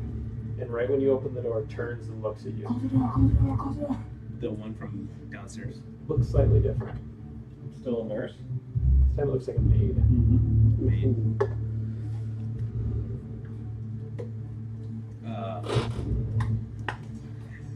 Do you have any room money? I snapped it and I cleaned up with it, but I'm sure I left it then when I tossed it inside. Then there's just furniture and other random shit there. Yeah, it looks like it's covered up to kind of preserve it. Some cobwebs. She's staring at you. I'll keep you in peace. Yeah, let's go. I was gonna tell you to do that. Let's go. And shut the door. Shut the door. You hear nothing. I got away. All right. Head down. Yeah, we'll head down the stairs. Okay. Down the So staircase. now you guys remember all that it took to get up here. You went up 3 full floors and all the way up to an attic, and then pried open the door, walked up a couple more stairs to get to the very top where it actually opened up, and this is where they were, the kids were staying, and then they stored the furniture and stuff. You guys only walk down the stairs for what feels like 30 to 45 seconds, if that. And then you get to a door that is kind of not a wooden door. It's more. It looks almost more like looks like it's made of more stone. Like the edging of it is more stone, and the wood is a lot heavier. And then, I wonder if you guys try to open it. I'm last. Mr. Shadowlord, this looks like a dealing for you. Break it. Leader of the pack. Yes. Okay, I'll bust that fucker down. Okay, so you try to. How are you gonna try and open it? I'll use my horns. I'm gonna Okay. I'm gonna kind of back up a couple steps and then like. Okay, so you rush into it with your big ass head, and you hit it, and you kind of like bounce off of it a little bit, but it does move a little bit. I need the key. I'm gonna take the key and be like, Foolish Minotaur. stick it in the door. The door opened. a Oh, it little was bit. already open? Yeah, Oh, when he hit okay. it, the door creaked open a little Alright, bit. I get a new place. Nice key. Back. Nice keys. And then the door will kind of, you guys can like push it all the way open, and it'll kind of, and then Like you think that's gotta go. just like hitting his head on the fucking brick. Are they down there? Yeah. I gotta get this boat too. Hopefully they could be down here because I don't know if we're coming back. Bones are here. For some reason it's a little zoomed out. Maybe zoom back down. Yeah, I had to move it around. Very good. Alright, and you guys all enter down these stairs. We're grinding. You're all down. Yeah, there we go. That goes here. And you kind of file in this initial room that you enter, now the ground is a cold slab. It's like stone. It's very cold to the touch. And as you come down the stairs, and right when you kind of open that door, the lights are much darker here, and shadows appear to flicker, and the shadows are lively. They move on the wall much differently than a normal shadow would. And the air is thick. There's decay in the air, and it's not just dark, but it appears hungry. You smell death. You kind of hear some rats scurrying across the floor, and in the faint distance, somewhere down an alley or a hallway, you hear, "He is the ancient. He is the land. He is the ancient. He is the land. He is the ancient. He is the land." Can I step really close? And it's just faintly off Oh, the okay. distance. Yes. And you hear it from this way, like Dorian, you hear it from this way? Yeah. Yep. You all hear it coming from that way. Okay. But you are currently surrounded by tombs. Yep. Tombs. We should not check these tombs. Let them be, as they lay to rest. Do you think we need to find roses and thorns, though, right? Yes, we'll find those ones. So I'll start looking around and trying to read the names. Yeah, can I start making like an investigation check Yeah. to see? I'm not. You don't need to make an investigation check. You're all good. And so I'm gonna say, Vilder, you go down here. Dorian here. Gorath right there. And Gorath, in yours, you see one of them. This one is just an empty gravestone. It doesn't have anything etched on it, Okay. and nothing on the ground. Okay. The one to the right is on the gravestone. It says Walter's Crypt. But on the ground, there is no coffin. There is nothing in this room. But it appears that it was meant for Walter Durst. Okay. That's the okay. Vildor, when you get to that section, you are going to see one on the left says Gustav's Crypt, and one on the right says Elizabeth's Crypt. And they're both coffins are shut and appear to be in decent shape. Okay. They aren't over here. I'm gonna bring the sack over to leave that. Dorian. And Dorian, and yours, you see Elizabeth's Crypt, Rose's Crypt and Thorn's Crypt. Both of these coffins are open with nothing inside. They're over here, old man. Check it out. Indeed, indeed. Well, I'm gonna kind of drop the rug sack that I have and start putting the bodies. Can I maybe do like a check to see if which body belongs to which? Can I check to see if the hips are a little bigger in one? No, You know, and you could tell the smaller one is the girl, the older one's the boy. I think, like, I'll say you put them in there and packed them in with their toys. Okay. Yeah. Cool. All right. Is this a pathway over here? Yeah, you should do it. Okay. And then you see a table down I'm gonna cover the. I'm gonna make sure I cover like the coffins too. there. And you throw them all in there. Yep. I'm gonna And- silently bless him though. Okay. You want to say anything? I'll kind of whisper in my head, but I'll say, Please take care of these two young kids. Let them live a good rest in the afterlife. just let me know. And you get a warm sensation in your chest. Don't know what it is, but you feel warmth from within. And as you lay first roses, which is thorns, which is the boy on the right side. I'll let you my right side. After you place the bones inside, you set the toy wolf right on its chest. A spectral visage of Thorn appears, and it's lying down and it sits up and looks right at you. Greetings, boy. You brought me down here. Indeed. Thank you. I can finally be at peace again. It was my pleasure. I did the same for your sister. And yeah, you'll see Rose, kind of same kind of way. Thank you, old man. I've been up there for so long.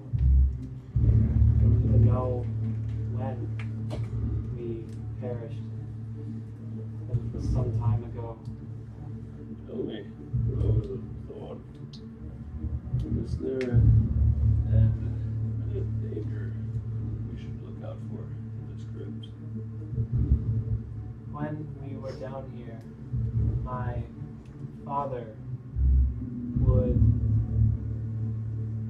be practicing something, and I don't know what he was doing. We always made sure to keep our distance because if he spotted us, then we could only imagine that he would do worse things to us than he was already doing. Indeed. But there were many people down here that were wearing black cloaks. You all hear chanting. You still hear the chanting. I'm gonna take my cloak off when I hear that. I had to tuck it back on. I never saw any of the people that he brought down here.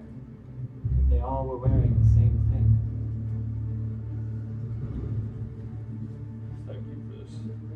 information on whichever one it is. Thank you.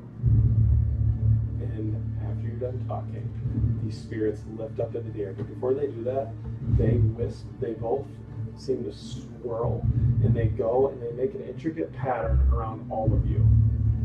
And after that, they kind of float in the middle of the room and disappear into the sky. And you guys are all going to receive. This is special inspiration. It's called. I'm going to say you three are going to gain Rose Durst inspiration. Okay, this inspiration does not expire. It is a D10.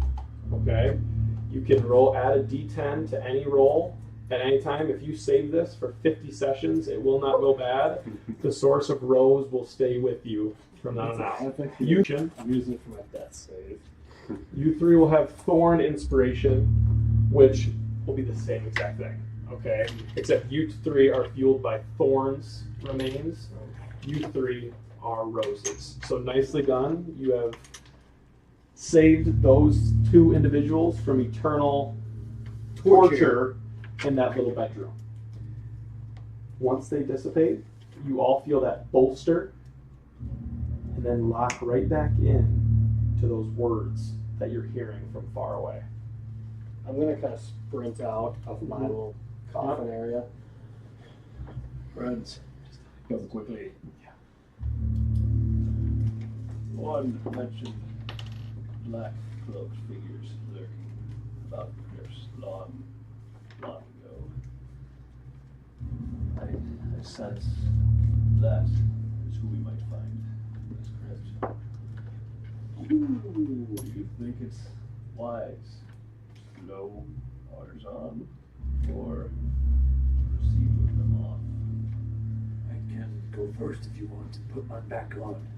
Will they not suspect a late I can joining sneak of if you need me members? to. Maybe you sneak with one on. If they notice you, you can try to act Alright. with the group. I'm assuming we hear the voices from this way. Yep. And you go over there, and that's just a little table. In that, oh shoot, I can't remember which one that was. In that room, it's just a wooden table in the middle of the south wall, and then there is literally nothing else in there. I'll try to make a perception check to see if I can figure out which way the noise is coming from. Ooh. 6. A perception check for there. It appears to be coming from the north. Okay.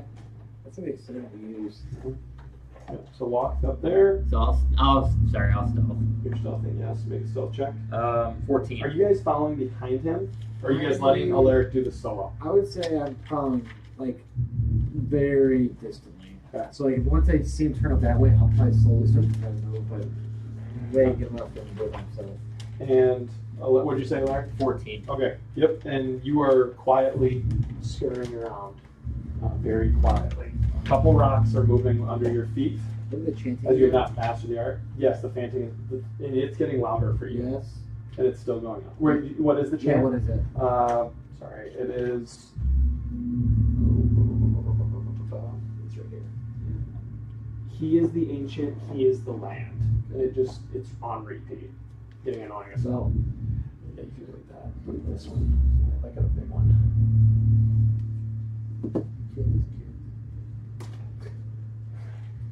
Yep, all that. And you come up to this choke point, and this way leads up, but you do not hear any chanting from up here. I mean, it echoes throughout, but it is coming from down that alleyway.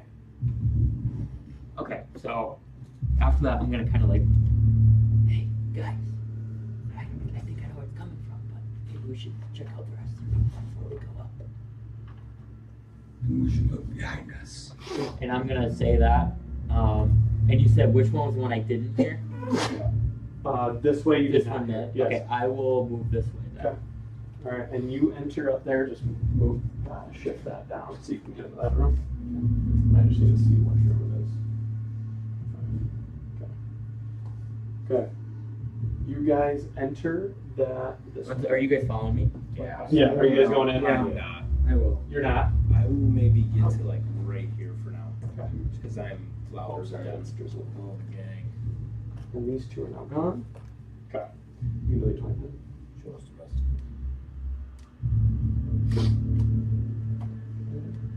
All right, and in this room there's a 4-foot well shaft in the middle that seems to defend about 30 feet, and water is at the base of it.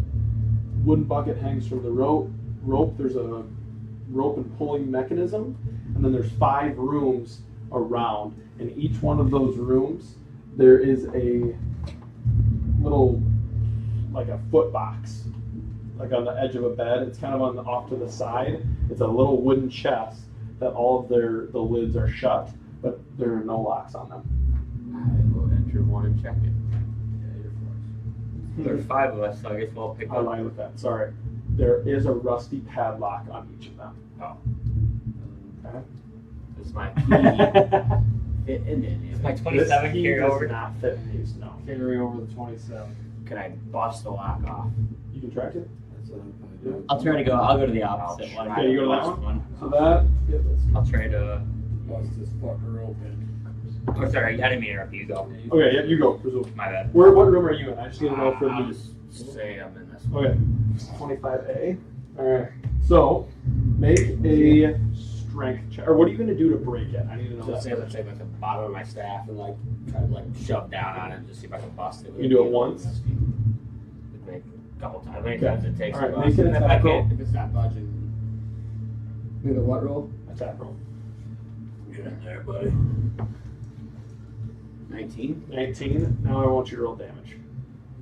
Should be like With what? Just use your regular. quarterstaff. Just do. I think it should have D8 or D6. I was gonna say I think it's D6. One was 3, I guess. 3. And with your 19, you're precise. Tink, you hit down in the lock. Looks like the rusted lock bends sharply on one side, but it did not break. Can I hit it again? Yeah. Crit fail. And this time, you go down, and as you smash down with your staff, a little bit of your staff actually splinters off and completely miss. And your staff is stuck underneath the chest. It's kind of like wedged itself down in like the stone slabs, and just completely.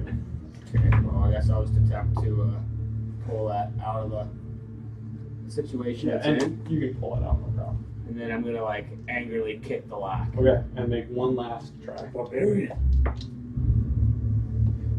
I don't gonna add anything to this. So this 11, I think. 11, and you kick it, and it smashes in, but with an 11, it doesn't quite grab hold of the lock to break it free. Okay. Fuck, get the best of this. All right, and you can try again. It's like I'm just gonna go to Alaric. Alaric, I would want you to make. Are you? I'm assuming. I'll use my thieves Thieves tools. tools. Yes. Grab those out, and I need you to make a dexterity check.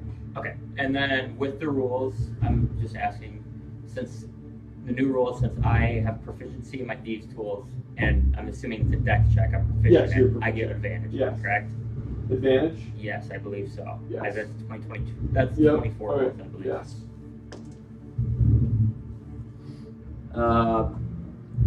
19. 19, and quickly put both of your pins in,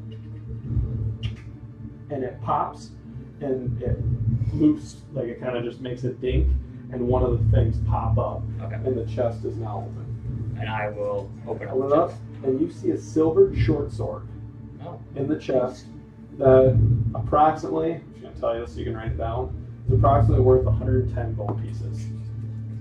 Well, I'm going to equip that. Okay. You can throw that on there, and then just look up a short sword staff, and then it is silvered, Okay. which I do have a short sword on here, so I'll just Okay. make And sure. the if silvered I'm weapons attacking. do certain things to certain enemies. Okay. Is anybody else going to try anything to any locks? I would. Yep, you two will. Okay. I want to hold it open, like kind of Yeah. a little extended, then we use a hand axe and try to. Bank it. All right, make an attack roll. Oh, fuck. 9. 9. You make an action. I want you to roll damage. Okay. So You had a 9 1d6 though? plus 5, yeah. My d6 still in there in jail. In jail. A 1. It's fucking cursed. 1 plus what? I had 6. 6? Yeah. And so you don't hit it where you want to. You do damage the lock, but it does not break free. Okay. I'm pissed off. I'm going to pick it up and slam it on the ground. Okay. Pick it up, and I want you to just make a strength check for me. Okay. Pissed. Strength would be, so it's just my base. I have a 13 on that. 13, and you pick up this chest and you smash on the ground, and it just explodes. This is older wood, not very nicely put together, and it smashes down to the ground. And you see, which one were you? Right there.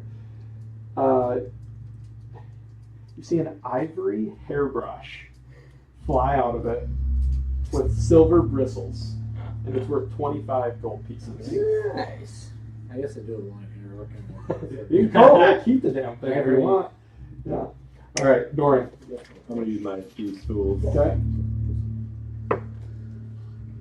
Would be a 13. 13, and you in there, thieves' tools, kind of brinking around, and you get to a difficult part, and you push a little too hard, and dink, and your one pin breaks. Would I have another pin or just the one?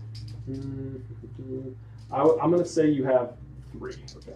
I'm gonna just make that because I feel like thieves' tools you can just keep trying. Yeah. So I'm gonna say now you're down to 2. Okay. I'll try this. So I'm gonna say you have 3 as well. But they don't break unless it like. Unless fails. you fail. Okay, that's fine. No, yours is fine. Okay. That's gonna be a little homebrew. I don't know if that's an actual rule. I like It's that. just like That real makes estate, you sense. just keep doing it. I'll try Right. this. Or the DC just Or always. the keeps DC, going the up. DC, yeah, will rise.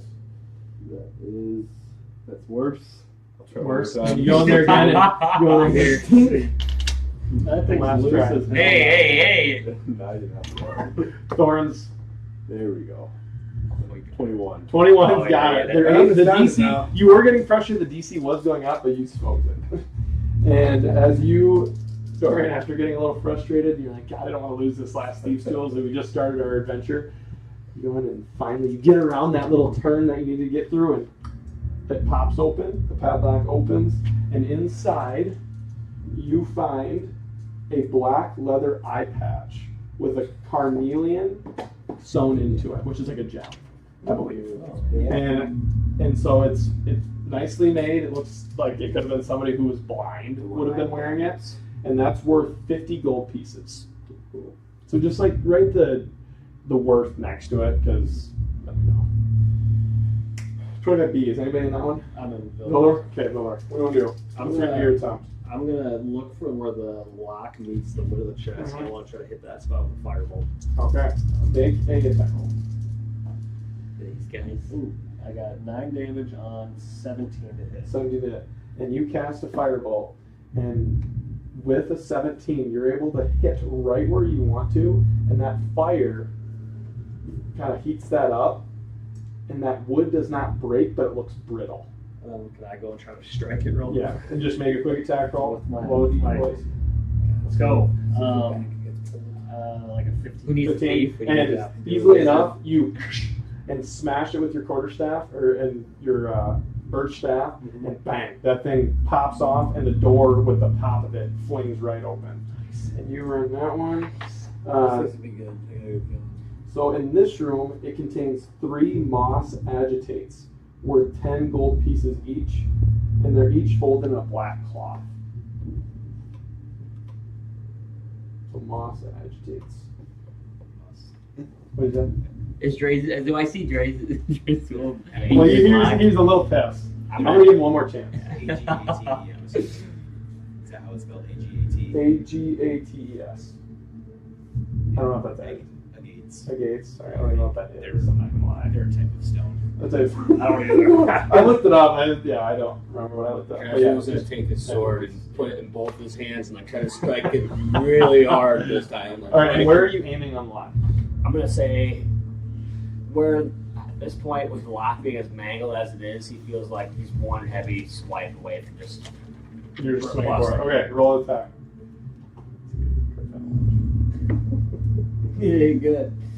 12. 12. That hits. I roll for damage. Number in mind. What do you gotta beat? 10. 10 will do it. And you swing through as Alaric is kind of chuckles as you're still kind of grinding, you're grunting. And you swing down with all your might, and this just shatters. You actually cut through a little bit of the wood of the chest, and the lock is now completely off. You can open. I'm assuming. Yeah, I'm open. Sorry. So you open it. So this chest, just like sitting there. And in this chest, you are going to find a bag. And this bag, and with hitting the chest, you could hear the rattling of coins. The only thing is, it appears that this pouch, if you look around all your companions, it kind of looks like a tanned skin. Texture and look to it. You see a couple pores on the hair follicles on the bag, and it's a bag made of skin. Awesome. I'm going to grab it. Mm-hmm. And it feels just like if you were to touch Alaric's arm. I'm gonna grab it and I'm gonna pour all the coins out like to see what I got here. Mm-hmm. And you find 11 gold pieces and 60 silver pieces.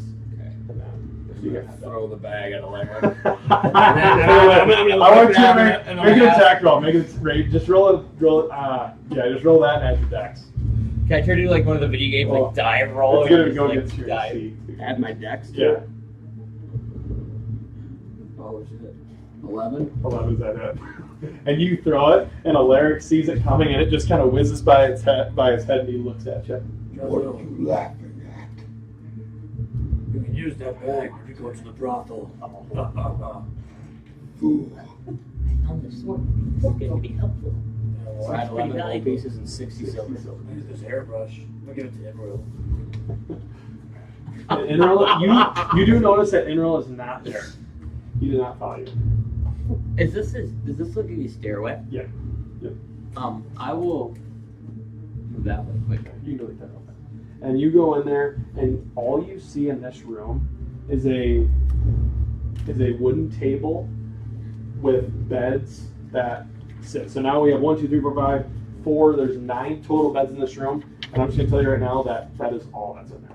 It's just it appears that's where they might sit to rest, and a table to sit at to eat meals. I'm gonna check under every bed. Okay, then I'll go back to kind of this right choke point okay. where Inral is. And Inral is kind of. What are you doing? I'm looking at my stopwatch.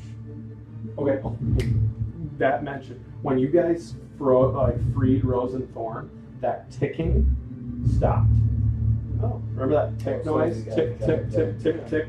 That was gone. That was going throughout the whole entire house. That is now gone. Sorry. And I'm just waiting. Wait, and you see Inral sitting there. Okay, I'll walk over to Inral.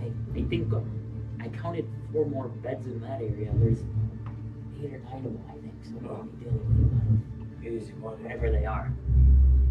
I think we could. Do you want to explore the rest of the area, or do you want to go towards the? I say we go in. Let us face the cultists. It's powerful enough. We won't take them out. We have enough loot. It seems as if you all have realized that somehow our time is not as valuable for you guys to loot. We have something to get done. Let's stop fucking around. As she says, I'm like, I found this, and I'm really like throwing my sword around. Make a performance. Cool. Here. 10. 10. Not super smooth. It's a new weapon. He flings it around. A couple hiccups. Hey, I close have to cutting short himself. swords. No, I know, but this new weapon. New weapon. You haven't held that grip before. But you guys all gather up there and await. And I await your next. Well, it depends what they do. Yeah, we're going down the hallway. Okay, and who is leading? You? Okay. All right. So I just want you to move your piece for me. We're going to attack. Oh, bang! Right there. Oh, right there. What is run? Speed run. As you're walking down the hallway, as you step on this square right there, as you're walking, all of a sudden the floor collapses, and you fall down, and instantly you feel a pike into your back, as you look down and there's wooden spikes at the bottom of the pit. And you are going to take that's a lot of damage. Does her hair look snarled? Is she not? Could she use a brush? She's our healer. We She could use a brush. I'm like one hit. Oh shit. You're one hit? Mine. What's your fight? Well, you did 2 points of damage to me. You might be up. And then I 13 points. Fuck no, I ain't up. Are you kidding me? I got teed off. We're level 1 max. We have 10 fucking. I know. If that was Gildor, you might actually be dead. And You all- guys have 10. and who's second? True.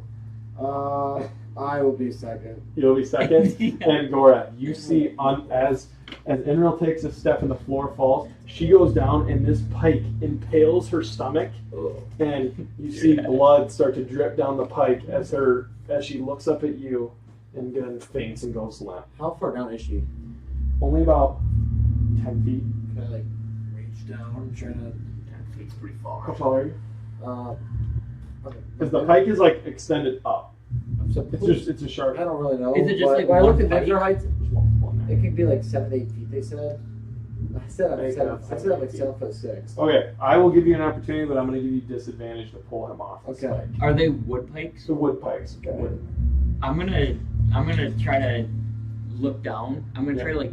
You can like scurry by if you want, like on the wall. You can like scurry by there.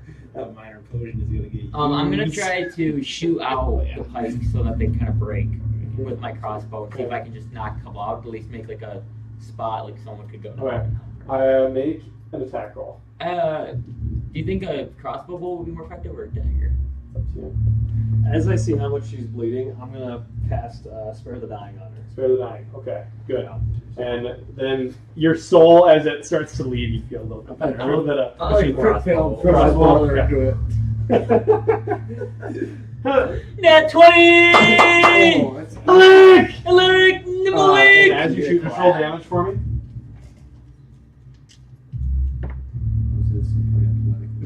I rolled a 1 though. 5! And just with your nat 20, and you see a weak point in one of the spikes, you shoot a bolt, and it splits, and it now appears that you have a spot to jump down.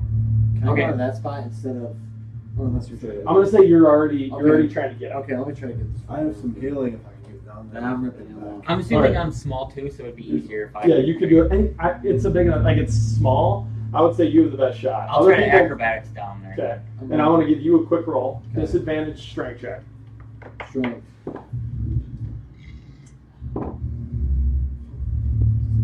I had a 6 plus 5, 11. 11. And you move Enril, but not all the way, as that pike's still kind of embedded in her stomach. Can I kind of just hold it there, so hopefully it's easier for? Yep, you can do that. Yeah. And you jump down acrobatics. I'll never let you go. If this is bad, it's going to be bad. Is that a 9 or 6? I think it's a 9. 2 of them on the spikes. 15! 15 meets it, beats it. You jump down and you barely avoid clipping yourself on one of the spikes, which would have taken a little bit of damage. And I will give you I'm going to give you the option. Do you want to help him, or do you want to make your own check to try to bolster it up? Is she like full body laying in the spike? No, so the spike was poking through about that far. It is now like not visible, as he's like, or it's like slightly through her stomach. So he's like pulling her up, but not all the way. Yeah. And you're like under, like you could push up. Yeah, I'll try to like push her at an angle and then like one angle and then pull out the spike Okay. out of her body. Make a sleight of hand check. 23. 23. And all it takes is like a little, you kind of give a little like shoulder shrug, and as you do that, you pull down on the spike and kind of move it at an angle and try to rip it out, which does splatter a little bit of blood as you kind of rip through some of Enril's stomach as you kind of angle it down, but it does lift him off the spike, or her off the spike, and you now have Enril in your hand, and easy enough, pull her up. I'll walk over. Help. I'll Boy, cast or Cure Wounds. Cure Wounds. Nice. Give me your guys' spells, get everybody at full. 8 points of health. 8 points? See all this Alright. going on. I'm Still- drinking the potion. Still holding her. You guys So all only, tried to heal how her. much HP? 8. I want to know. And your wounds like bend up a little bit with the much Just HP is dead. minor healing potion? 2d4 plus 2d4. I'm taking mine. Okay. Preemptively after seeing that. You can take an action just to get it all, unless we're playing by different rules. So yeah, I'm fine with that. If you take an action, you get the full benefit. So that would just be 6. 6. Yep. It'd be 10. 2d4. Oh, duh. My bad. Okay. And then that is where we're at. Now we're in this hallway. And you.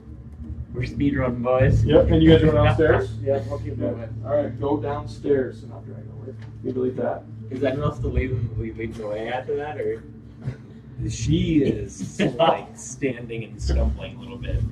Oh my god, this dungeon's massive. She should be grateful we picked her up. And then almost they are half. going to come out. My lord. in 35, so right here. Delete that. We've only just begun. And now the chanting is very loud. So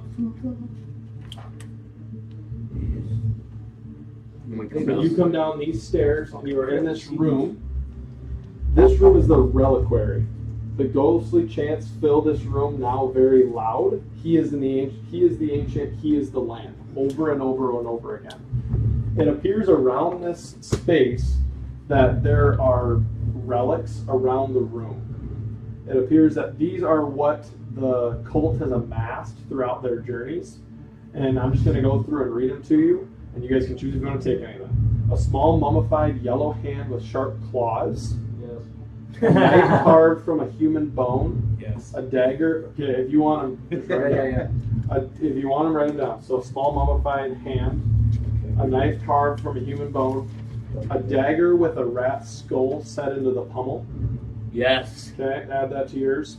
So just do dagger. Rat dagger. Yep, right there. An 8-inch diameter varnished orb from a Nothic's eye. I'll take that.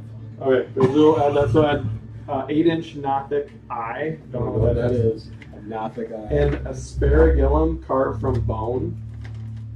Sure, I'll take it. Okay, add asparagillum carved from bone. A What folded was that? Sorry. ASPERGILLUM carved from bone. I don't know what that is. I have no idea what that is. Should look it up. Or actually, no. A folded cloak made from stitched ghoul skin. I'll take that. Okay. A desiccated frog lashed to a stick. What? Yeah, we gotta leave that one. A bag full of bat guana.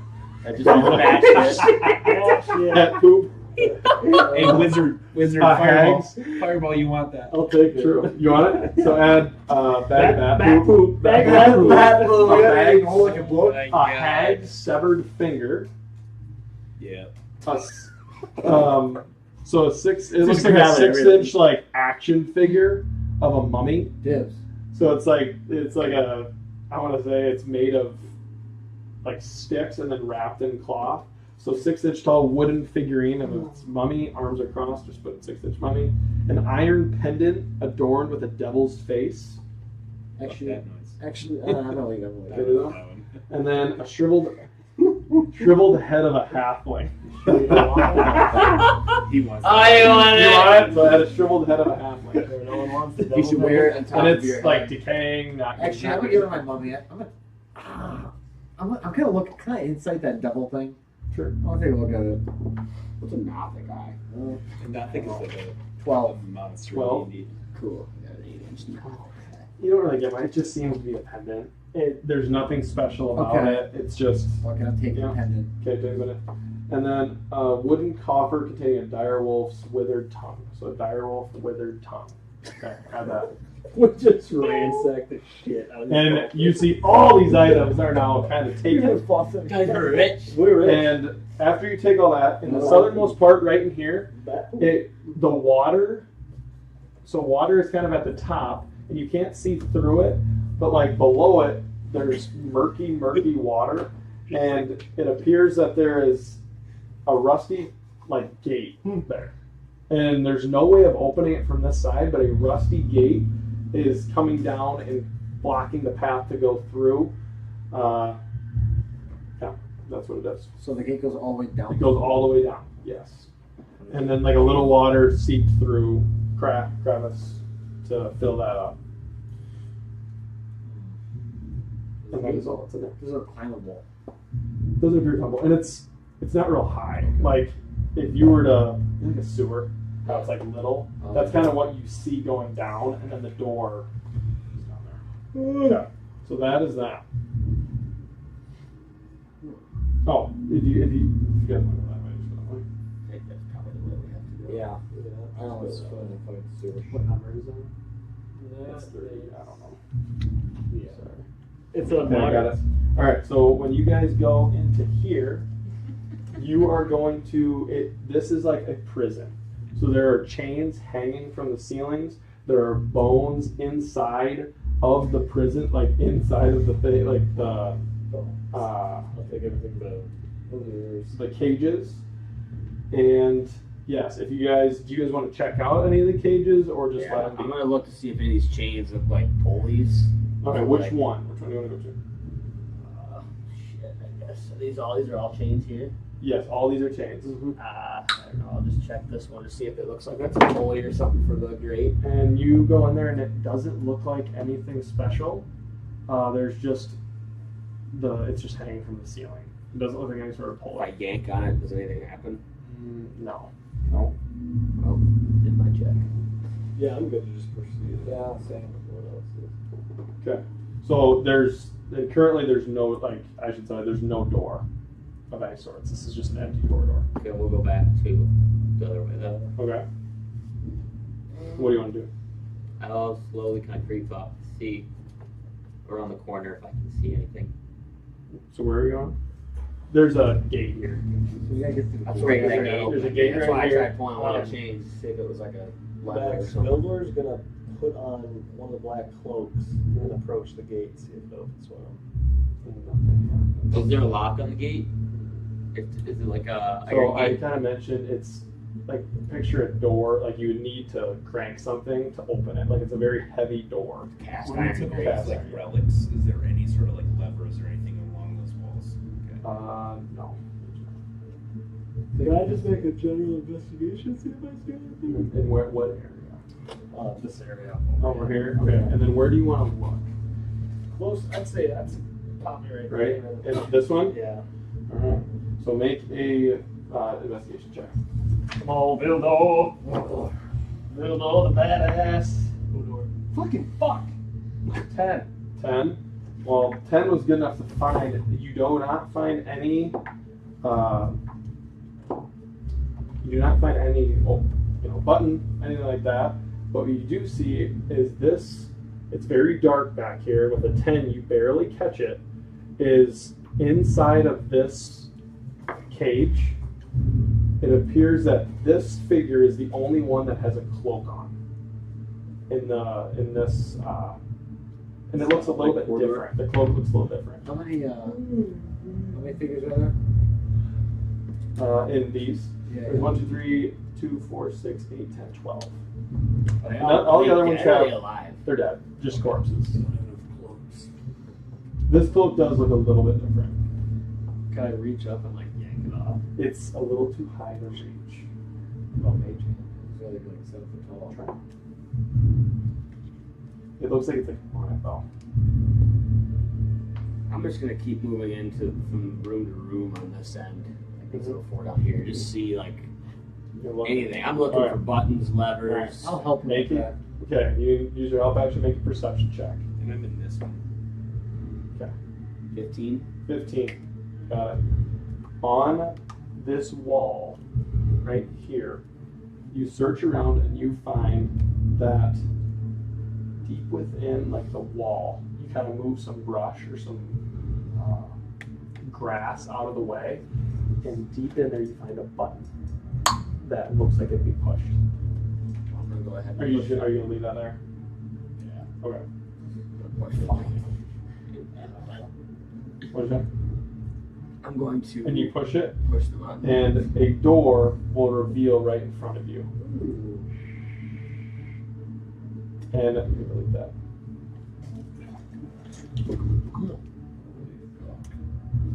And in here, the secret door walks you out through this entrance and you all are in murky water. And just to describe it to you, it's kind of it's sunken down, and those staircases are broken off, and you have to climb up to get on top of there. And then there's the 12 pillars around the room. And so the chanting stops. As soon as you enter this, the chanting stops as you peer into this 40-foot square room. The smooth masonry walls provide excellent acoustics, which is kind of how it projected itself throughout the entire dungeon. Featureless stone pillars support the ceiling, and a breach in the west wall leads to a dark cave heaped with refuse. And as you look down here, you see mangled corpses, blood, skin, limbs in a heap in that little corner of the room. Okay, there's murky water throughout.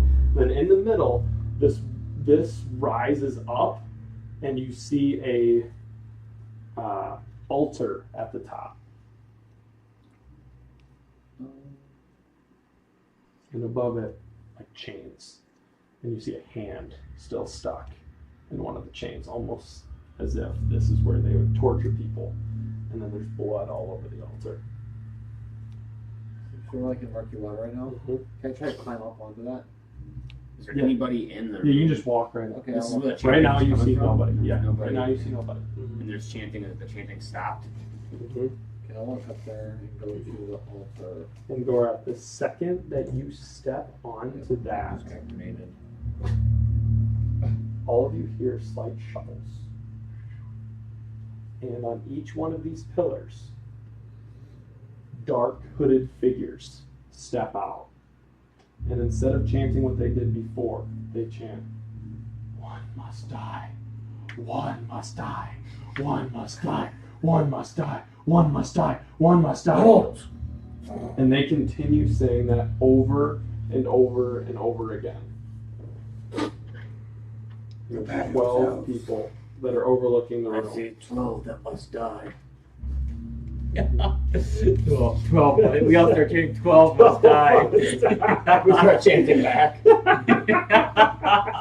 Can I throw my 12 must hood on? die, Might 12 say. must die. You throw it on, Yeah, I'm gonna throw it on. and they continue chanting. One must die. Watch that. One must I'm going to hold up the book. One must The red die. book. Nothing. One must die. One must die. Let us fight.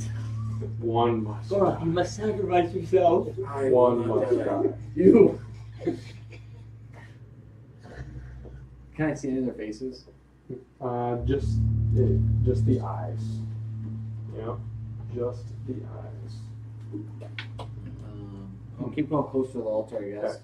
And I want you to make an intelligence check. My fucking over. Actually, my intelligence isn't good. Oh, that's the Gora. It's 16. 16. Looking at the altar and the blood and the chains that are coming down, you can piece together that one must die on the altar. Yeah. And a sacrifice must be made. Wait. What if we sacrifice one of them? That's still a sacrifice, right?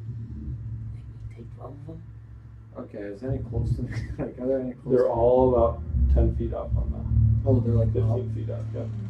Oh, wow. So I'm looking up right here. So kind of skinning. Don't look at me. The pillars. The pillars you're standing on, they look to be sturdy or they look to be pretty light? They're normal stone pillars. Stone pillars. Sturdy. I'm gonna examine this over here. Like, does this look like an entrance to a cave? Like, I'm getting like Rancor vibes, like hiding out over there. And when you make your way over, the scent of death is strong in this outcropping. And you can now see clearly the look of all the mangled bodies that seem to be put together. But like, there's nothing past that. I can't see like down. Nothing's past it. Okay. Nope. And it's rising out of the water. It's rising. Like, no, it's like just poking. It's just up. like all of them are stacked so high that they're all coming, like they're just Yeah, it's it's protruding just a past the mound water. of mass on top of the I water. will let you kill me, my group, after you arrive, but I also don't know if I want to help their sacrifice. One must die. I'm gonna. Can I just by looking at them on the pillars, can I tell if they're actual beings there or if they're just kind of like Take a perception check. a projection of something? Take a perception check. 8. 8. Can't tell. Are you the priest of Sibis? One must die. One must die. One must die. Can I do an investigation to see if I see anything else on the stand or whatever? Yep. 16. The only thing you find is if you look at the book Yep. that you have, the same sigil is on the altar that is on your book. Let me think back here.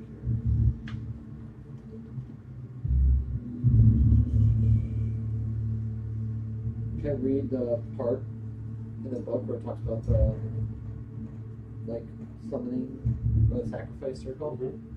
And you read it, and in the letters, one must die. Any creature must be sacrificed to fulfill the ritual.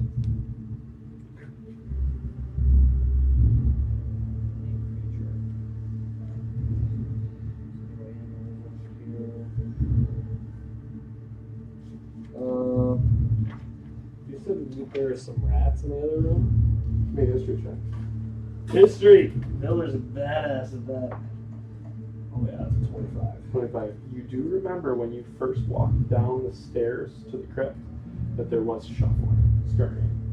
I'm gonna go back and try to round myself up a rat. While he's doing that, I'm gonna go back to the other room. Can I investigate the body that had that cloak on it? The body that had the cloak on it. In the jail. The one that I In the jail. Yeah, you want to go He said it to was that? a different type of cloak. So as he's going back for a rat, I'm just gonna double check through that. Double check it? Okay.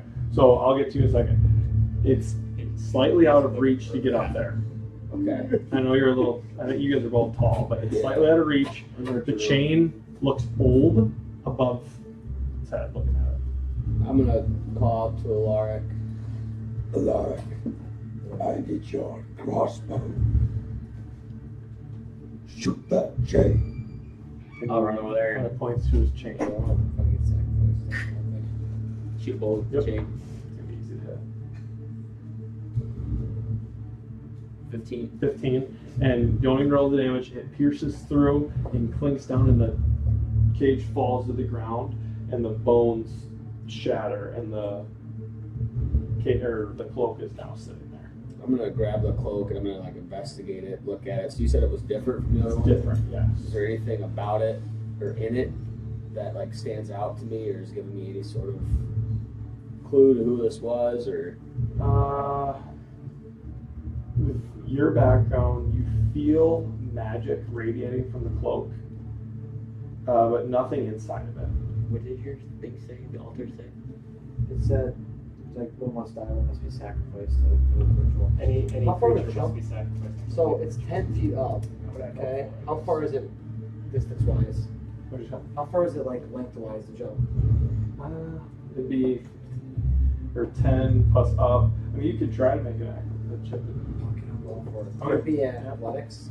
Sure. I'm gonna try to make a jump and try to swipe and grab one of the guy's foot. Okay. Make it. And then you make a investigation check. So athletics? Yep. Before I do this, before I make a decision, I'm gonna give my book to somebody else who doesn't get whacked and messed up. That's right. Ah! 20. That's 20 buttons. You quickly find a rat scurried up in the empty coffin room. Oh, nice. It's in there. It's in the corner. I'm gonna scoop that fucker up. I'm gonna give my book to him. Okay. Actually, no, I'll give it to Inro. Okay. Because I think another room. I'm gonna make my jump and try to fucking Okay. swipe this guy. Yep. Athletics? Come on, we sacrifice this bitch. 25. 25. Okay. And I have to ask, is anybody on the raised platform? Or are you guys all standing there? I was with Oh, him. yeah, yeah, So yeah. You two are not. Oh, I'm gonna fucking jump in that shit. Okay. Enroll. They just have the book. No. Well, yeah, I guess if he was trying to hand me the book, I would have been on the platform. Okay. So you were on the platform. And you jump off, and when you try to swipe at a foot, it goes right through. Oh, what? Okay. I will go back up to the platform. And build around, I'm assuming you're heading back to the room. Yeah. Yeah. Okay, now I'm just gonna test out something. Actually, if he's back, I'll wait. And I present this rat that's kind of squirming in my and I'm gonna slam it on the altar. What happened, dagger? I have an index. Yeah, I would say Enroll's got one. I'll give you my rat dagger. And I take out Dagger, the please. sickle. Yeah. Right through And the he neck. decapitates Decapitates this the rat. thing. Blood's gushing everywhere, and I squeeze a little poop out of it. After I hear like, with the cling of the dagger, I'm One running to must the room. die. One must die. One must die. He is the ancient. He is the land. The sacrifice has been made. And all the apparitions disappear. And the water begins to slowly rise. Is there anything above us that like has an opening to like get through if it keeps rising? I'll try to grab our little halfling guy. And it's just slowly rising. You're in the water, aren't you? No. I came running back in when I heard the cling of the dagger on the altar, but I'm no further than I would say there. But Okay. those stood as my study behind me. We may have to get out of here. Indeed. There's nothing about That You do like doesn't look like it. What did we kill? the chanting stopped. Correct. Yeah. Then I would head out. But they don't like Hurriedly head out. Early. That room. And you hustle out and make your way into here. Are you taking that, Kate? I'll say I grabbed it and put it in my bag. Okay.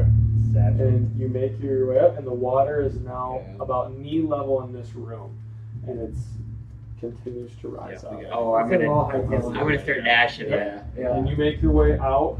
I'm assuming backtrack the way you went. Yes. And you guys, if you remember when you come up the crypt, and there was a door over here that would take you right up to where you needed to go. You guys, I need you to make a athletics check. 17. 20. 11. That 20, baby. Nat 20, okay. 17. 17. 8. 8. 13. 13. Not an athlete. Ooh, not good. Oh, wait, so you said athletics or acrobatics? Athletics. Fuck. Scratch that. That's a 7. 7. In strength. I'm dying here. Well, I got a 5. 5. And you're right above a 10 if my math's correct. Because would you have an 8. 8, 7, 5, 13, 17. 17, not 20. And quickly, you make your way, and there's a couple slackers. But you run all the way back through the house, down the stairs, the long journey you made. And when you get to the bottom, that first floor, the house is still filling. And when you think that it should be running out like a door or finding a crevice, it does not. And the water continues to rise when you get back to the main floor of the house. And if you remember where you grabbed that shield, that would have been like the doors to leave. So I'm just gonna say, is there anything else you guys want to do? No, I would probably just hightail it that direction since I was probably the only one who noticed it. And you make your way out, and you burst through the doors, and water should spill out, and it's a magical barrier is blocking that water from leaving. And as like if you guys walk out and look at it, it's just filling to the top of the house as it continues to rise. And when you guys walk out, so this is the house that you guys were in. You guys are right here and that water's rising up. As leaning up against this tree, you see Strahd, arms crossed, one arm crossed, and the glass of wine at his chest. And he's waiting. And just kind of looking around right now. And you guys are walking down.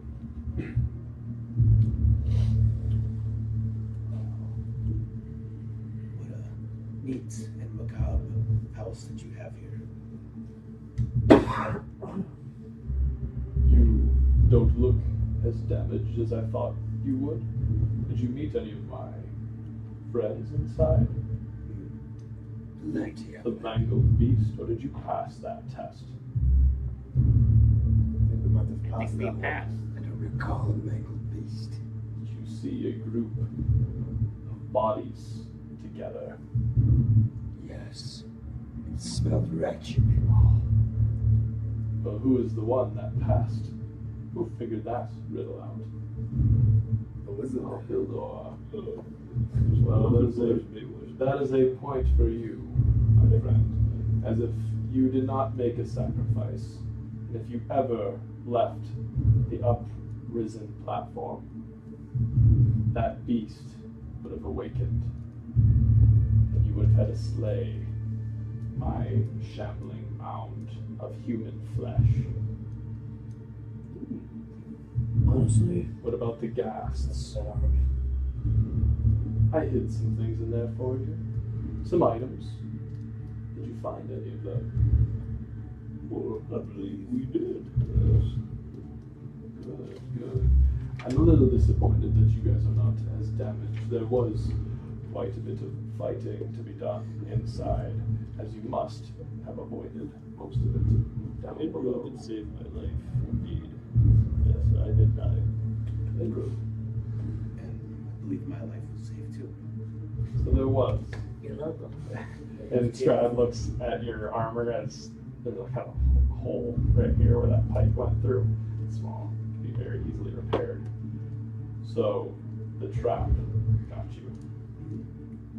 Yes, it seems like some of our party was frolicking around in the house long enough. That happens. People tend to get distracted in that house. Not every room is of importance. What happened to the father of the kids? The father is a mad, mad man. They looked up to me.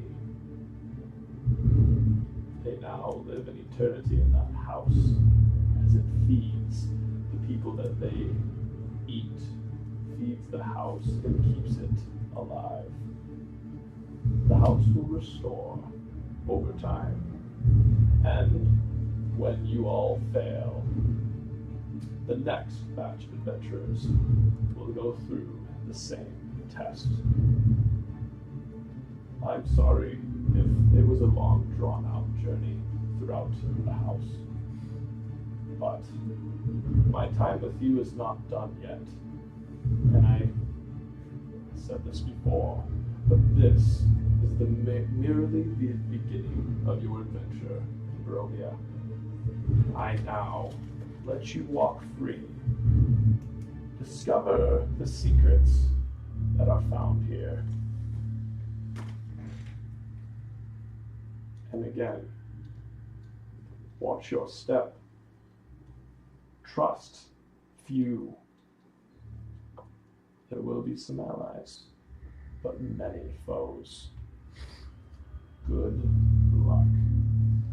Takes a drink of wine, turns into a bat, flies up into the moonlight, and that is where we're going to end tonight's session.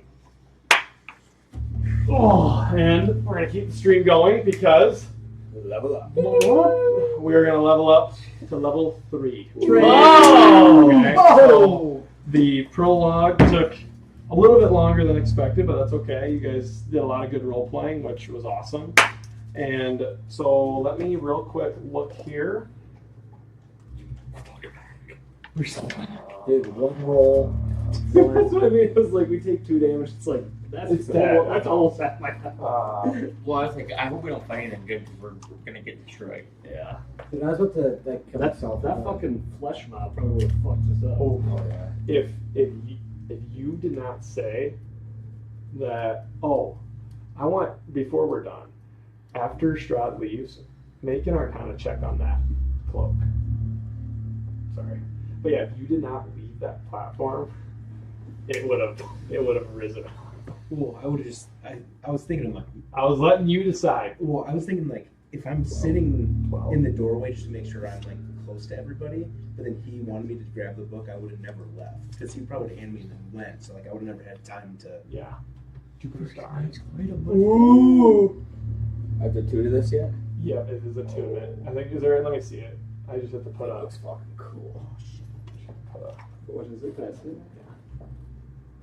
When I was making the Death House, that was my like first dungeon I tried doing, and I didn't do all of it with you guys because if we did, it would have been. That was a grind.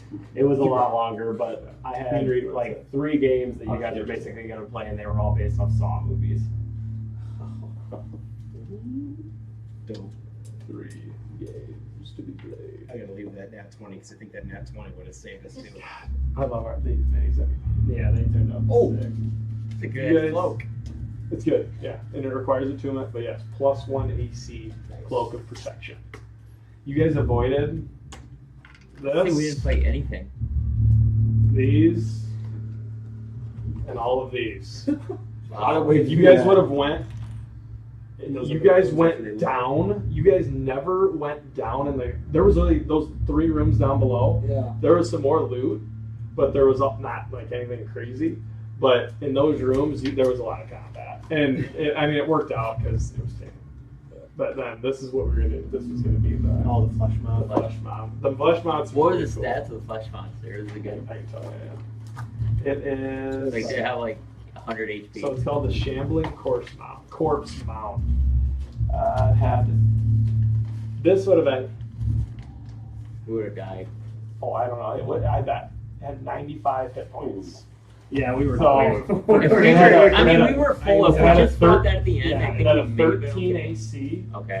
And it would have did a lot of damage. Yikes! Yeah. But we like, would've died. it would have probably killed. It depends if you guys would have been able to kill it, because it would have probably knocked 1 or 2 people off. Yeah. But I mean, If we'd done the other combat, we'd been fucked. yeah. I mean, there was some. Level 3. So level 3. So I gotta ask: are you guys going to? Let me go to my adventure mode.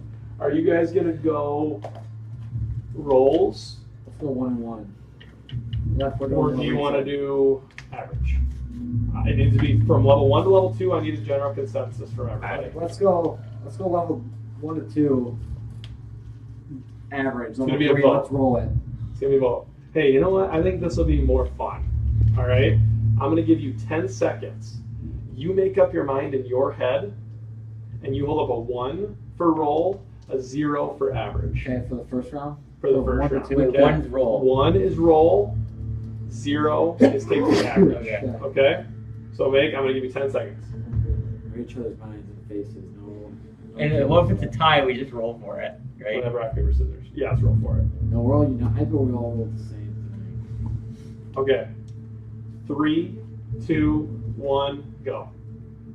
Wait, sorry. Oh, no, you're good, you're good. I think So it's you will supposed take to the average hit points on this level up. Which is what?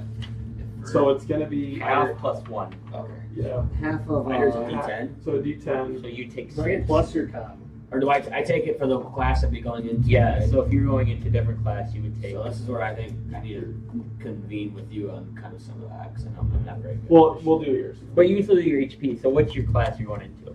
Barbarian 12. So Warlock. I don't know yet. So Warlock six go into it. And plus level plus 2. That's what I mean. Like, So I think you said 2. So 8, 9, and then I have tough.